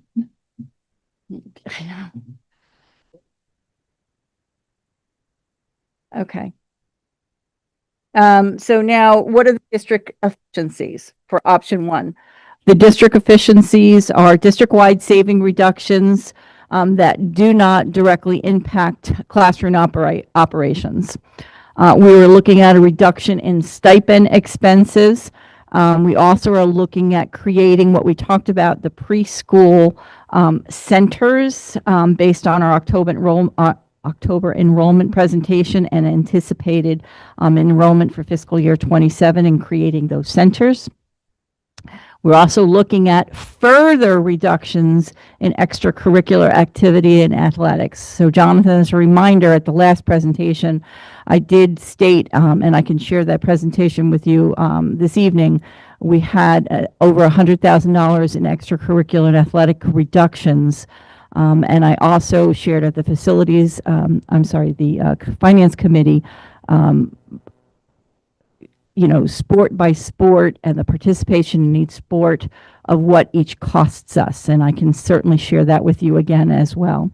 We're also looking at a reduction in the vacant administrative position that we have at the high school. And then we also are looking at a possible, this is for discussion, if you recall, we actually subsidize our food service program for over $300,000. And we're looking at possibly reducing that subsidy and how we could use that resubsidy. But this is a discussion that we need to have, and how much if you decide to do that, what would be the target you would want me to include. Can you explain the reduction, the food service subsidy a little bit more for me? Sure. So we don't get one for one, 100% reimbursement for our food service program. So we subsidize, and it's been going up over the years. It was 195,200, 250. We subsidize in the current year. We're budgeted $302,000 for our subsidy, and I budgeted the same amount next year. So what happens is we still have to buy the food, all to service our food service program, but we don't get direct, exact one-for-one dollar reimbursement. So if we don't click that meal, it's not always counted. So if students aren't getting those meals, there's still additional expenses. And we also have a very rich program. So in terms of subsidy, we do subsidize our in-house program. School centers, would the idea be that they could accommodate the current population? You're saying create the preschool centers based on October enrollment presentation on anticipated enrollment. So we're anticipating that, would they be able to serve the number of students that they're serving now, just in different places? Yes, like we did with Waitsfield this year, we offered those students, those families, the opportunity to go to other schools in the surrounding communities, and we would vision something centrally located for areas in the district.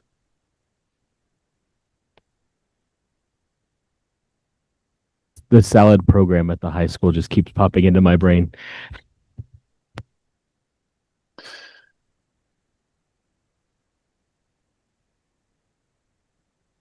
And what I will also say, that there's other options, and the district has made choices. The board and the administration have made choices over the years. So, for example, I visited a high school 2 years ago, a neighboring high school that had a la carte items that were for sale for prices. You could buy, a ham and cheese sandwich for, $3.50. And that supplement the meals. This district has made the choice not to do that for more of an equity standpoint, that we didn't want money changing hands in the schools. The board could say, the board could give the administration direction to give to make it more self-sustaining. And then we would have to go to Erica, our food service staff, and say, what are areas that we could do to not only reduce costs, but increase revenue. just as an example.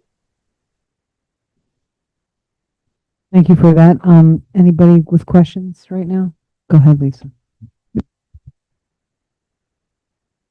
And then bringing it based on the estimated CLAs that were posted. Again, they were estimates and their whole numbers, and using the statewide adjustment. In this instance, I used the 70% that was posted by the tax department. You're looking at with an exceeding the excess spending threshold, and while you take our district tax rate and apply it to each of the CLAs, you will see across towns an increase of taxes from 14.7% to 23.8%. So you can see in this, this is the same flow chart that I've been using for the last couple of years, but you can see it, what it would cost at a $100,000 home, a $250,000 home, 350 or 450. And you'll see the statewide adjustment I used here is 70%. So looking at Warren, I believe Warren and Fayston, their appraised value were low in the 40s. So just as a reminder, that appraisal, you always want to be at 100%. So they're saying their market value is below, and that they need to reappraise that CLA, and that's why it's at 47% or 48% or whatever each of the towns are. But you'll see what's published, and then you have to factor in that statewide adjustment to get that increase in appraisal in the CLA, and that's why that statewide adjustment brings it up. And then you apply our district tax rate to each one of the towns' CLAs to see what the impact of taxes. This is estimated, it's preliminary, it's not written in stone, it's just based on the information I have and the numbers I have today, with the numbers of a 4% increase exceeding the excess spending threshold. Next slide. I have a lot of slides, so I want to kind of quickly go through them because I know we're running out of time. And we've talked about a lot of the details in the next couple of slides already. Right. So in this option 2, which is BOA, the building optimization and alignment, here you'll see we're under the threshold, and in this instance, the debt is helping us. So in this instance, this is so tiny. In this instance, you'll see our cost per pupil is 16.663. When we factor in our debt, it actually brings us under the excess spending threshold. It brings us to 16,438. So that having that debt help us this time, it helped us, and we're not being penalized with the penalty. So it brings us $30.29 below the excess spending threshold. So in this instance, the debt exclusion is helping us.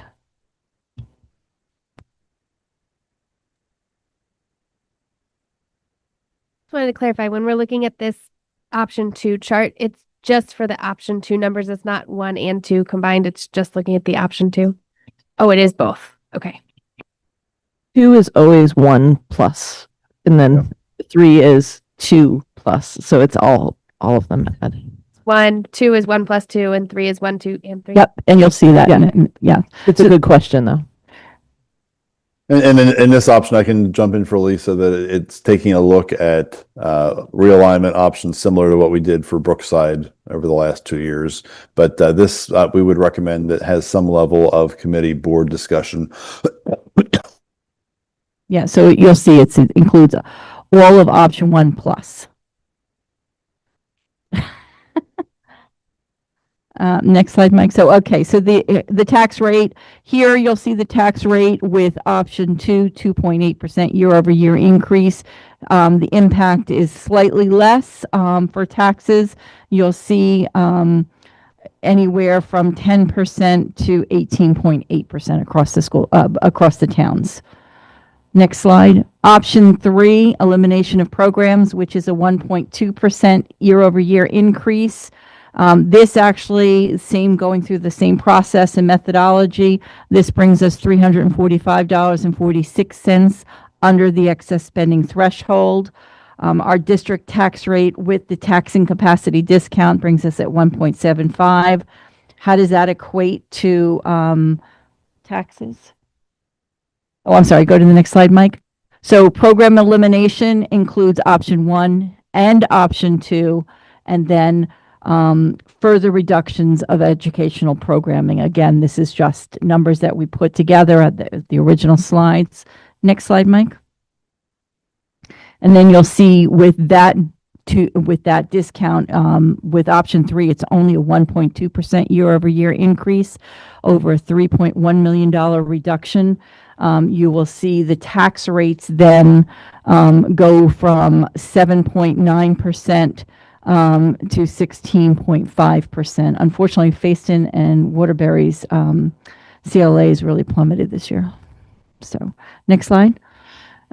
This is just a summary quickly of the different options and if it exceeds the excess spending threshold and the estimated tax increase to the towns. Next slide, Mike. So, timeline. What we're looking at doing is, first of all, I want to just share with you the timeline for the January board meetings. We had a preliminary additional meeting for January 28th scheduled. That will not, if we were to have that meeting and warn the budget that day, it's too tight for me to get it into the papers on time. So we would have to schedule a meeting between January 7th and January 21st, because once we sign the warning, I then have to get our district treasurer to sign it, then I put it in the papers, then I have to post it all around all the different towns.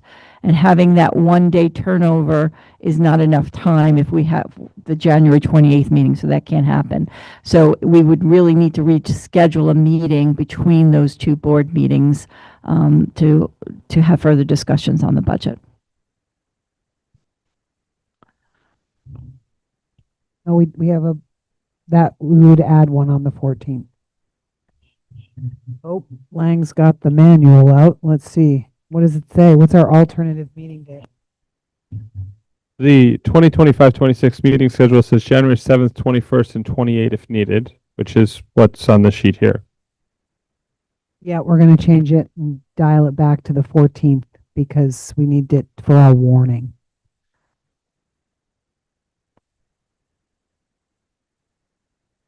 I think we just. So the last piece for the discussion, and Lisa can kind of take it a little more in depth, but what we need from the board is we need to come back. We have a lot of work to do between now and 5 weeks from now. And we would like to have some board direction on what level of detail you want us to come to for the January 7th meeting, along with do you want the Visioning and Building Use Committee to meet? My recommendation to the board is, first of all, you have to decide what level of reductions, if any, you want us to see. I mean, we do need some level of reductions. There's some things that we can achieve. But again, we're at a point where program reductions are necessary. And thinking this through and talking this through with the administrative team, my recommendation to the board would be wherever you decide to land, I think it's going to be very important for the community to understand, number one, the impacts of that budget, but more importantly, number two, the impacts of programmatic reductions that could occur afterwards. Because again, Lisa and I, from what we are seeing from the state level, from our level of spending, our operational costs, we don't see this miraculously changing in the next year to 2 years. So I think we've tried to be very transparent with all of our decisions and give community input, knowing that everyone has, we have 14,000 community members and probably 14,000 opinions on what the best course of action is. But I think because we would start to be talking about program elimination, I think we owe it to the public, in my opinion, to outline in a little more detail what is at risk for future years. It's going to be a challenge ahead, and I think there need to be very clear next steps outlined. Lisa, do you want to add anything to that? That's something Lisa and I and the admin team have talked about a good bit. Question, so we'll let Pam go first. Okay.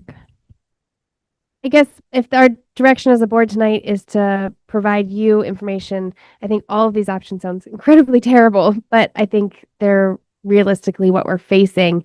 And so I want to, as a board member, I want to understand what's actually in option one, option two, and option three, what the various costs are, what the savings are, what that would look like. And so whether it's, I don't know if it's realistic or not, I would want to know about all of the options so we could figure out what we're looking at. So I don't think that helps narrow it down at all for you, but I want to know what our options are moving forward. More in depth than district efficiencies, building optimization alignment. I want to understand the potential impact for the teachers, the students, and the budget.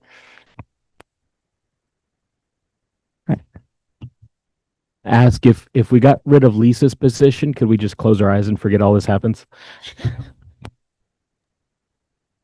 Please don't joke about that. Well, I think that giving specifics is really hard because we're hoping to get some feedback from the building use committee. And we're hoping for a target so that we can flesh it out further because we're giving you a best guess, but not necessarily exactly where we'll land. So having a target would help me to be able to model better and refine, to really then drill down on those details. And the devil is in the details, and to be able to understand, is the board looking to definitely be under that excess spending threshold? If the board says, well, right now we're not at that point, that's what I need to hear. And then I think most definitely that, I'm sorry, I'm looking at JB, but he's gone, that schedule a visioning and building committee. And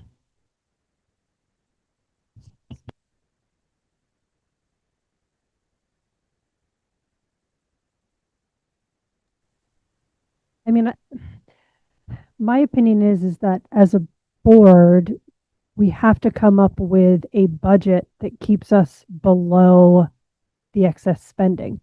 Because if we don't, then it's just going to cost the community more, which will make things even more heated and such. So I think it's our responsibility to work to come up with the budget that keeps us below that threshold. So looking at like what has been shared this evening, I think we have to talk about, option two, first. That's my opinion from what I'm seeing here, because that's going to be potentially the least amount of impact to the programs and to students and what have you, while still making very difficult decisions. Because as Pam said, this is crappy all the way around. There's no good to anything. But I think my opinion is it's our duty to do our best to put together a budget that keeps us below the excess spending threshold. Corey? after you're next. I think it's just like to reiterate that same point. I think staying under that threshold and seeing what we can do with the building optimization, describing that so we can better understand what that all means.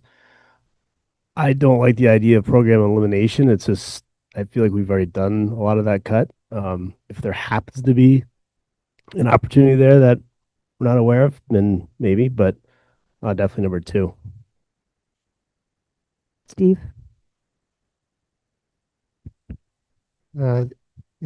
If option 3 is really 1 + 2 + 3, then that would call for an elimination of 58 FTEs, right?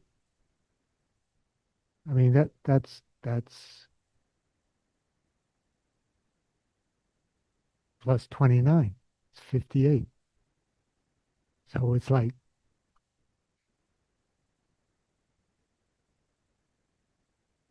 I see. A 1 + 2 + 3. Okay. we have different meanings of 1 + 2 + 3. That's okay. Okay, but that would be cutting 30 FTEs. I mean, you know, I know that gives a comfort level for Lisa below the threshold, but I don't think we can afford that. I think we're going to have to play chicken with the threshold level this year. Lang? I don't like option 2, but let's put it this way. I can't abide option 3. I just want to also say that I think we should make a real run at option 2. And I think that option 2 is we should be focusing. I think option 3 is not an option we should really be seriously considering. And I think, like Steve just said, I think we should flirt with that excess spending threshold and cross our fingers. But I think option 2 is where we really need to be. I don't see another path forward. And I just want to preface because you said my comfort zone of $250 below, and I understand that, but remember, these numbers are not solidified. And I really, truly believe we're going to keep shaking the trees and we're going to get our LTW ADMs up slightly. I definitely am going to fight for those few ELL students, which is 2.49 weight. So the numbers are not solidified. And also what we haven't mentioned is we also don't know what that's going to happen if the governor throws that one-time funding money in again. Which has been for the last 5 years, which it just should be a contingency each year, but so that could increase the yield. If we come in just around the threshold with a very clear list of what cuts beyond that would be, we have to help there be clarity for the communities of what's at stake here. But we also have to pass a budget. And we are in the weirdest flux period of Vermont history right now. I mean, we are living through it. We don't have enough information to make these choices, but we're going to have to move forward with options. Pam, go ahead. I have agreed that option 2 seems like probably where we're going to have to land.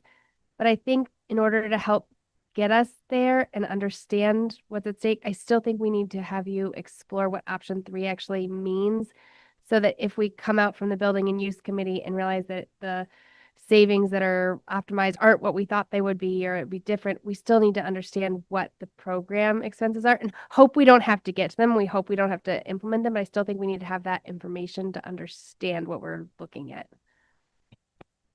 What we would do is give you lists of potential areas with targets and then have the board say, because it's our job as the administration to recommend a budget and tell what's possible. It's the board's job to determine what kind of programs you want in the schools and find out through the democratic process what our community will support. I just feel very strongly that whether you stay above the threshold or below the threshold, I think the community needs to know very clearly what will happen next if that budget is not passed.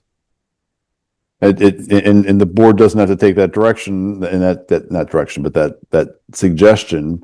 But what it gives the community is it gives the community, in my opinion, a very clear target for all of you to understand what the will of the 14,000 residents who vote or whoever votes have. So I apologize. I'm starting to fade a little bit, so my clarity may not be as on target as it can be, but I do think that it has to be very clear of those next steps and what would happen if a budget didn't pass, regardless of where you want us to hit. So I was paying attention. So if we go over $1 over, if we go past that 31.29, which is our buffer, we lose the $224 per student exclusions as well. And that'll throw our budget really like that. Then we'll be hitting all those taxes and everything else. So I now understand why you want a little bit more of a buffer, because if we go over by $1, we lose 224 per student. Yeah, that's not good. All right. Well, I stand by option 2, but we'll see how it all works. I just want to get on a soapbox for a second to point out that option 2 is cost of living increase, and it costs us 20 FTEs. I mean, that shows how screwed up the budget environment we're in is. Plus FTEs, but not buildings or programming. I mean, there's going to be a trade-off each time. Go ahead, Cindy. There's somewhere in these charts and stuff that tells us what the budget percent increase on our taxes would be, what our, that we talked about 2% or 3% or whatever, what it would be in each of those options. Does it say that somewhere for the, okay, I'll relook at it. Yep. But the slides, if you look at the slides with the major charts in each of the options, it brings it all the way down to each town's tax implication. So it's an estimate. So what we're saying is, in essence, our voters have the opportunity to say, no, they don't want that budget because it's going to cut too many things. Option 2 is not something we're willing to pay a higher tax or whatever it is, I mean, not that, but that's the option. It's our voters who we're going to present them with a budget. And that budget is going to have certain options associated with it that we're going to discuss ad nauseum, I know. And then the voters will decide if that budget's too high, they'll vote it down. And then we'll have to add more stuff to it, and they'll know that that's what it's going to potentially be. Or if they think they could go a little bit higher, they might vote it down and be asking for a budget that provides what they want educationally. Problem with that is that the vote is, do you approve the budget or not? And it's not, do you approve the budget? No, because it's not high enough, or no, because it's too high. It's just yes or no. So we never actually know what the vote means.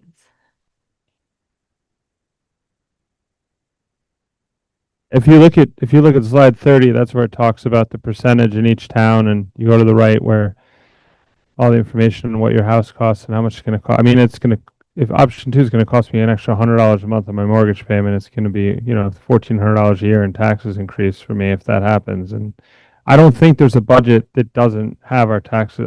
We can't do it. We just can't. I don't think there's a path where taxes don't go up by a significant amount.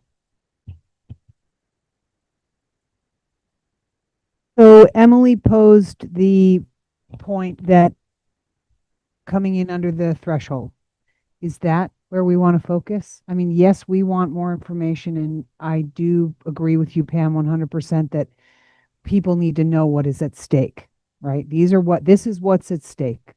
And I think Mike and Lisa and their admin have been very clever to be able to provide us with options that don't eliminate programming, but we've been on this road for many, many years, and the rubber just met the road. We're at this really hard and crappy part. So I think the direction we're heading in now is to have you flesh out the details on option 2. Do people agree with that?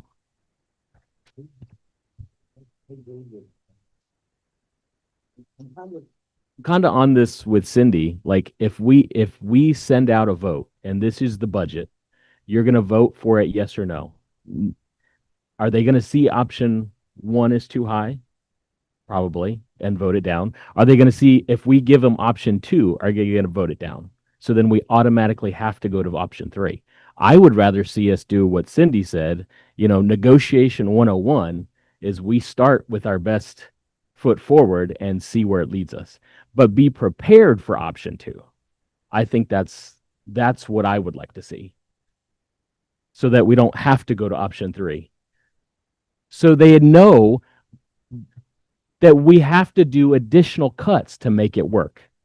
Then they know we're making additional cuts. If we just go to option 2, they don't know that we've already made cuts, right? Yeah.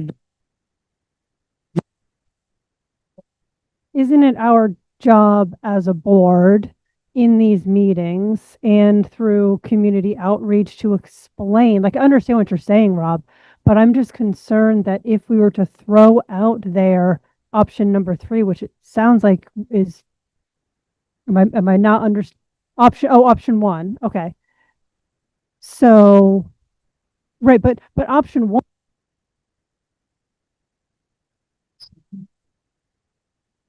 more money. And we're going to have penalties. Like I get what you're saying. I guess what I'm trying to say is that I feel like our job is to make sure that we are communicating why we are making the decision on whatever this budget is. We'll just say that.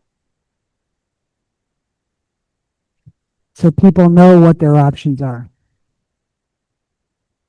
And years, and that's where why we are where we're at, right? We haven't gotten the communication down enough so that people know this ahead of time. Like the fact that we're holding back because it's Christmas or the holidays, I feel like we're almost doing a disservice, because if we're going to communicate to people and let them know, then we need to let them know now.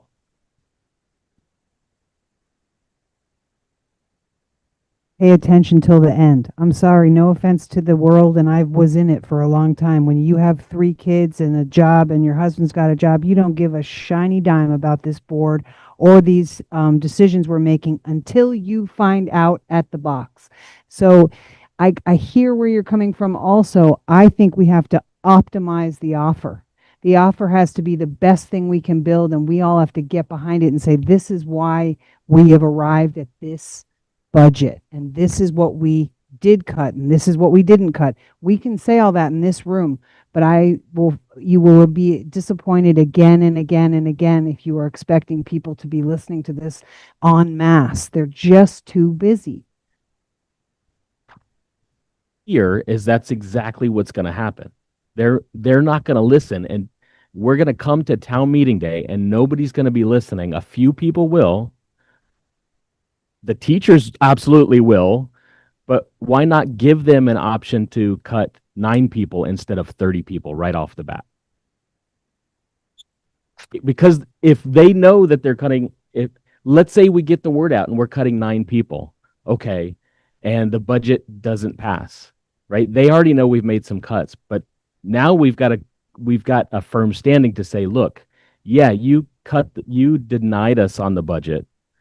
Now we have to go back a second time to do even more cuts. I know, but I'm saying maybe we need to do that again this year I think on purpose delivering a budget we think will fail is really scary zone for me. Pretty sure, yeah. Because anything over the threshold, Pam, then Bobby, then Lang. The other concern I have with option 1 is when you get into the tables that Lisa put together and the tax rates, we have a lot of people on fixed incomes, and those tax rates and increases could be very scary. And so I think, yes, we have an obligation to the students and the teachers and the staff and our schools, but we also have an obligation to all the other people in our communities who don't work in the schools or have kids in the schools that'll still be having to pay the taxes. Lots and lots of them vote. And I appreciate your support of my thinking of the way to do it. But what I wasn't thinking when I said it is that option 1 does put us over the threshold. And I don't think that is probably from everything that Lisa and Mike have told me every time we talk about this, that is not a smart thing to do. Even if I thought everybody out there was willing to pay a 10% tax increase or a 20%, you know what I mean? I mean, that's the option, of course, a high tax and not anyway. So I think that I have to say, I kind of like Emily's notion of that maybe the direction that we need to give Mike and Lisa is to, I think we need to know the specifics, some more specifics on option 1, because that's going to be included into option 2. So we certainly need to know. And maybe we're going to wind up getting some benefactor or something. We'll be able to cut out some of those option 2. you guys have changed my mind. I'm good. Dan's had his hand up for just a little while here. I don't know if anyone's noticed. Oh, okay. Dan is with us online. I don't see him, but Dan has a question. Go ahead, Dan.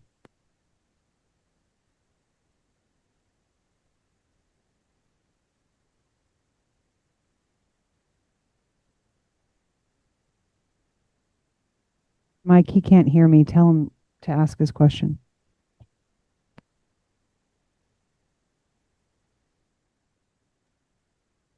Dan, we can't hear you. You're unmuted, but it doesn't look like your mic is connected.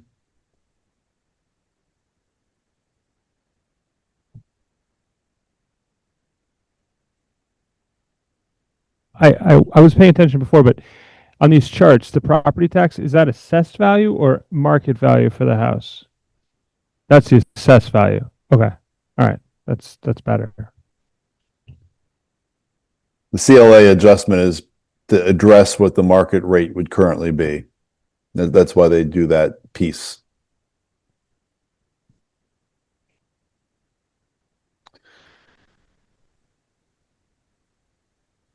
The CLA compares and brings it up to what the market value should be. So if you see Moortown recently had an appraisal value, and last year they were over because they were reappraised and they were over 100. They were 103, I believe, off memory. And now this year they're at 100 and they're at 96 with the statewide adjustment. So it's just always looking at what the grand list is in the homes that sold in that area, and then compared to across the state, then they do that appraisal. So it'll be equitable throughout the state for the CLAs. And I have a presentation I will do in January that I will share for all on CLAs, because CLAs are final in early January. So I'll go do a deep dive in my CLAs. I can even just forward you the presentation so you have a better understanding going into that meeting. The preliminaries are posted, and that's what Lisa had used in the one, not all the slides, but in the one slide. But Testing. We can hear you, Dan. Go ahead. No. Go ahead, Dan. We can hear you. I think we can only hear him. Okay, so you can hear that all right? Yep. Okay, so I've been a bit of an alarmist over the last 2 years, anticipating this, and this is why I think, options like Truex Cullen's G1 and that kind of stuff is stuff that we shouldn't be taking off the table, and we should keep looking at that and keeping it on the table. But I also want to just caution people to not panic at this point over the tax rates, because it does seem likely that Governor Scott is going to buy it down again this year. So that would be a 75 million, I think he's talking about, which brings the tax rates down like maybe 5 to 7%. So I heard a lot of talk about the tax rates for the towns, and I think it's just a little bit premature to get too worried about that. And at this point, still focusing on maximizing our programming and doing our role of building the best educational system that we can. And so based on that, I think 3 is premature. And I kind of like what Rob was saying. And I could fall somewhere between like option 1 and 2 in terms of what I think we should be doing at this point. But also keeping options like G1 on the table because we're going to need it in the near future. Objection. Dan is now an optimist. Thank you, Dan. There is another opinion. So go ahead, Bobby. I think this gets to the issue of advocacy. And I was struck very much by what was said tonight in the public comment. And thinking about, do you get to a point where you say, no more cutting staff? And, even and cutting administrators, that there has been a loud outcry in the community for that. Option 1 would provide that. It will change, I think, the feeling in in terms of what kind of superintendent we're going to have, because he'll be caught up in a lot of new stuff. So I don't really, I don't like any of the options. I guess if I had to go with anything, it would be option 1. But I also think, that is making a statement.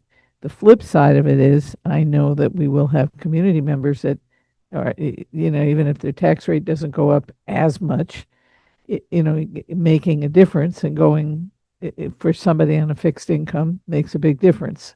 10 cents, 16 cents on a dollar can make a big difference. So I'm in sort of a quandary, but I think that's what it comes down to is if for advocacy, maybe we go with option one, or we say no more cuts.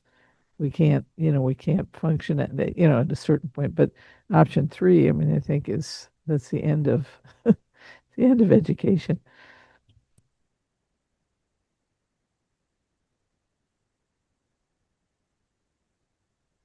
Thank you, Bobby. Okay, well, we've broadened our discussion between everyone's opinions. I think we are interested in 1 and 2 and in between, and take a stand on some, or at least look at what taking a stand looks like. My gut is so negative right now about how it will be received but I hear the optimism, and I want to promote that. So, and Dan coming in the final hour to put his 2 cents in is always appreciated. Thank you, Dan. We really appreciate you coming tonight. And we're all thinking about you. Okay, so what I'll share is I think we hear the direction that you want us to look at the 2 options. You want us to come in with some possibilities, but what I will say with that is we also feel that, and Dan mentioned the Visioning and Building Use Committee, some of these options have to be the things that the board is interested in. We're beyond the point administratively where we can come up with lists that don't impact. So I want to make sure that that's a piece. What we will start to look at, I think it would be good if we could set a meeting tonight while we're still on. But this is the synthesized list of the exercise that Ashley and Cindy conducted, and we're going to use this as an administrative team to look at your priorities. Obviously, maintain level service, your number 1, is going to be almost impossible. However, your kind of consensus of protecting core programs is helpful. So if we go through this list, I think it still gives the administration some of those big bucket targets that you were looking for. Unless I hear anything different, Ashley, that's kind of the road we're taking, and we'll come in with a list, and that list is probably going to go beyond the targets, and it's going to be really hard. And we also need to take a look at what the board says about facility use and how you want that to occur. Okay, I think we have a direction then, and we need to add our meeting on the 14th, January 14th. And we also, I conferred with JB before and with Pam, and we think Building and Use can meet on the 5th. So we will have, and Lang, you'll have to be there too. Sorry, forgot about you. You're new. So we are going to warn those meetings and add those meetings, Building and Use on the 5th, and another board meeting on the 14th. We won't not have the meeting on the 18th, 28th. Thanks, Beth. Thanks for coming tonight. So I think there needs to be, number 1, a motion to amend the agenda that will require a 75% board vote in order to put your revised board dates for January. So there needs to first be a motion to amend the agenda, and then what the board is looking to do is to amend the agenda to include voting on a meeting to be held on January 14th. Yep. And to eliminate the January 28th meeting. I thought we were keeping the 28th meeting. Oh, the 21st meeting. Sorry, eliminate the 21st meeting. Got it. Yeah, we can't have the 28th meeting. That doesn't give sufficient time. Got it. Sorry, it's the 21st we're eliminating. Go ahead, Pam. Make the motion. Oh, okay. You got that.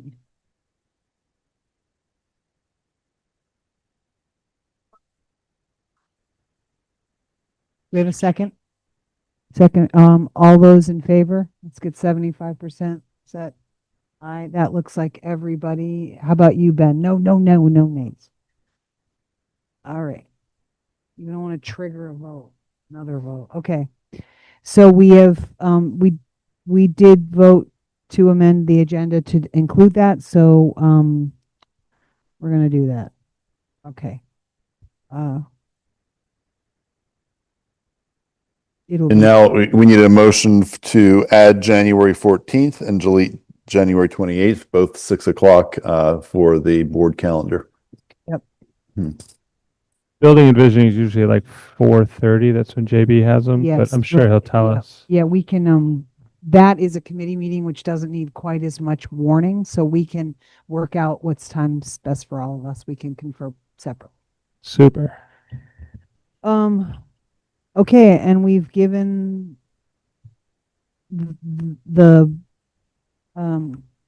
direction that we needed to give to these guys.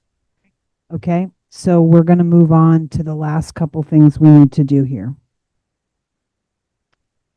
There's a little bit more. First, we're going to elect Lang. This is in the action items. So we're moving on to action items, and we only went over by a little hour-ish. So the action items are to elect Lang as the finance officer replacing Rebecca, and also to approve, are these separate sheets, these votes, Cindy? The elect the finance officer and the approve the Winooski Valley thing, are they so we should first do the Lang. Okay, so Lang is taking over the warrant position, which is checking the warrants and doing, he and Steve are kind of tag teaming that now. But Langford is getting elected to that position. So may we have do you want to make a speech? I don't need to make a speech. Steve gave me a very good training today. I look forward to working with him. I look forward to taking the opportunity, and I'm glad to serve. Sweet. Love that attitude. Oh, Steve's crying a little. Can we have a motion to elect Lang? Okay, warrant officer position. And Corey seconds. And all those in favor say aye. Aye, all around. Okay, good. Thank you, Lang, for being willing to do that. The second action item is to approve the participation in the Winooski Valley Regional Public School Choice Collaborative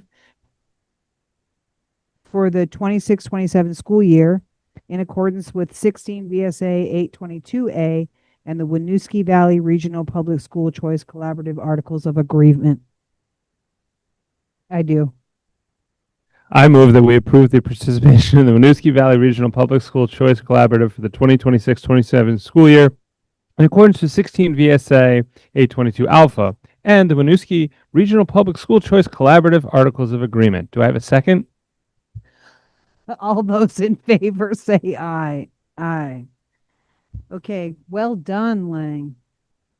Yes, and then last, we're going to do the consent agenda. We need to do the, you added, I'm sorry, did we already approve? We added and then approved the date. So that was done first. Okay, sorry. I'm That's on there. trying to keep it all in my mind, but that's been done.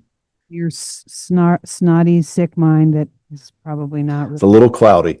A little cloudy at this point. Okay, the consent agenda includes approving the Crossett Brook Middle School's World Language Overnight International Field Trip to Quebec City, approving our meeting minutes from 12/3, and approving the board warrants.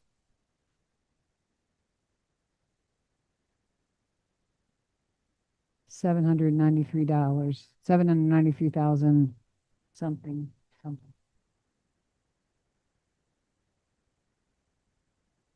110.25.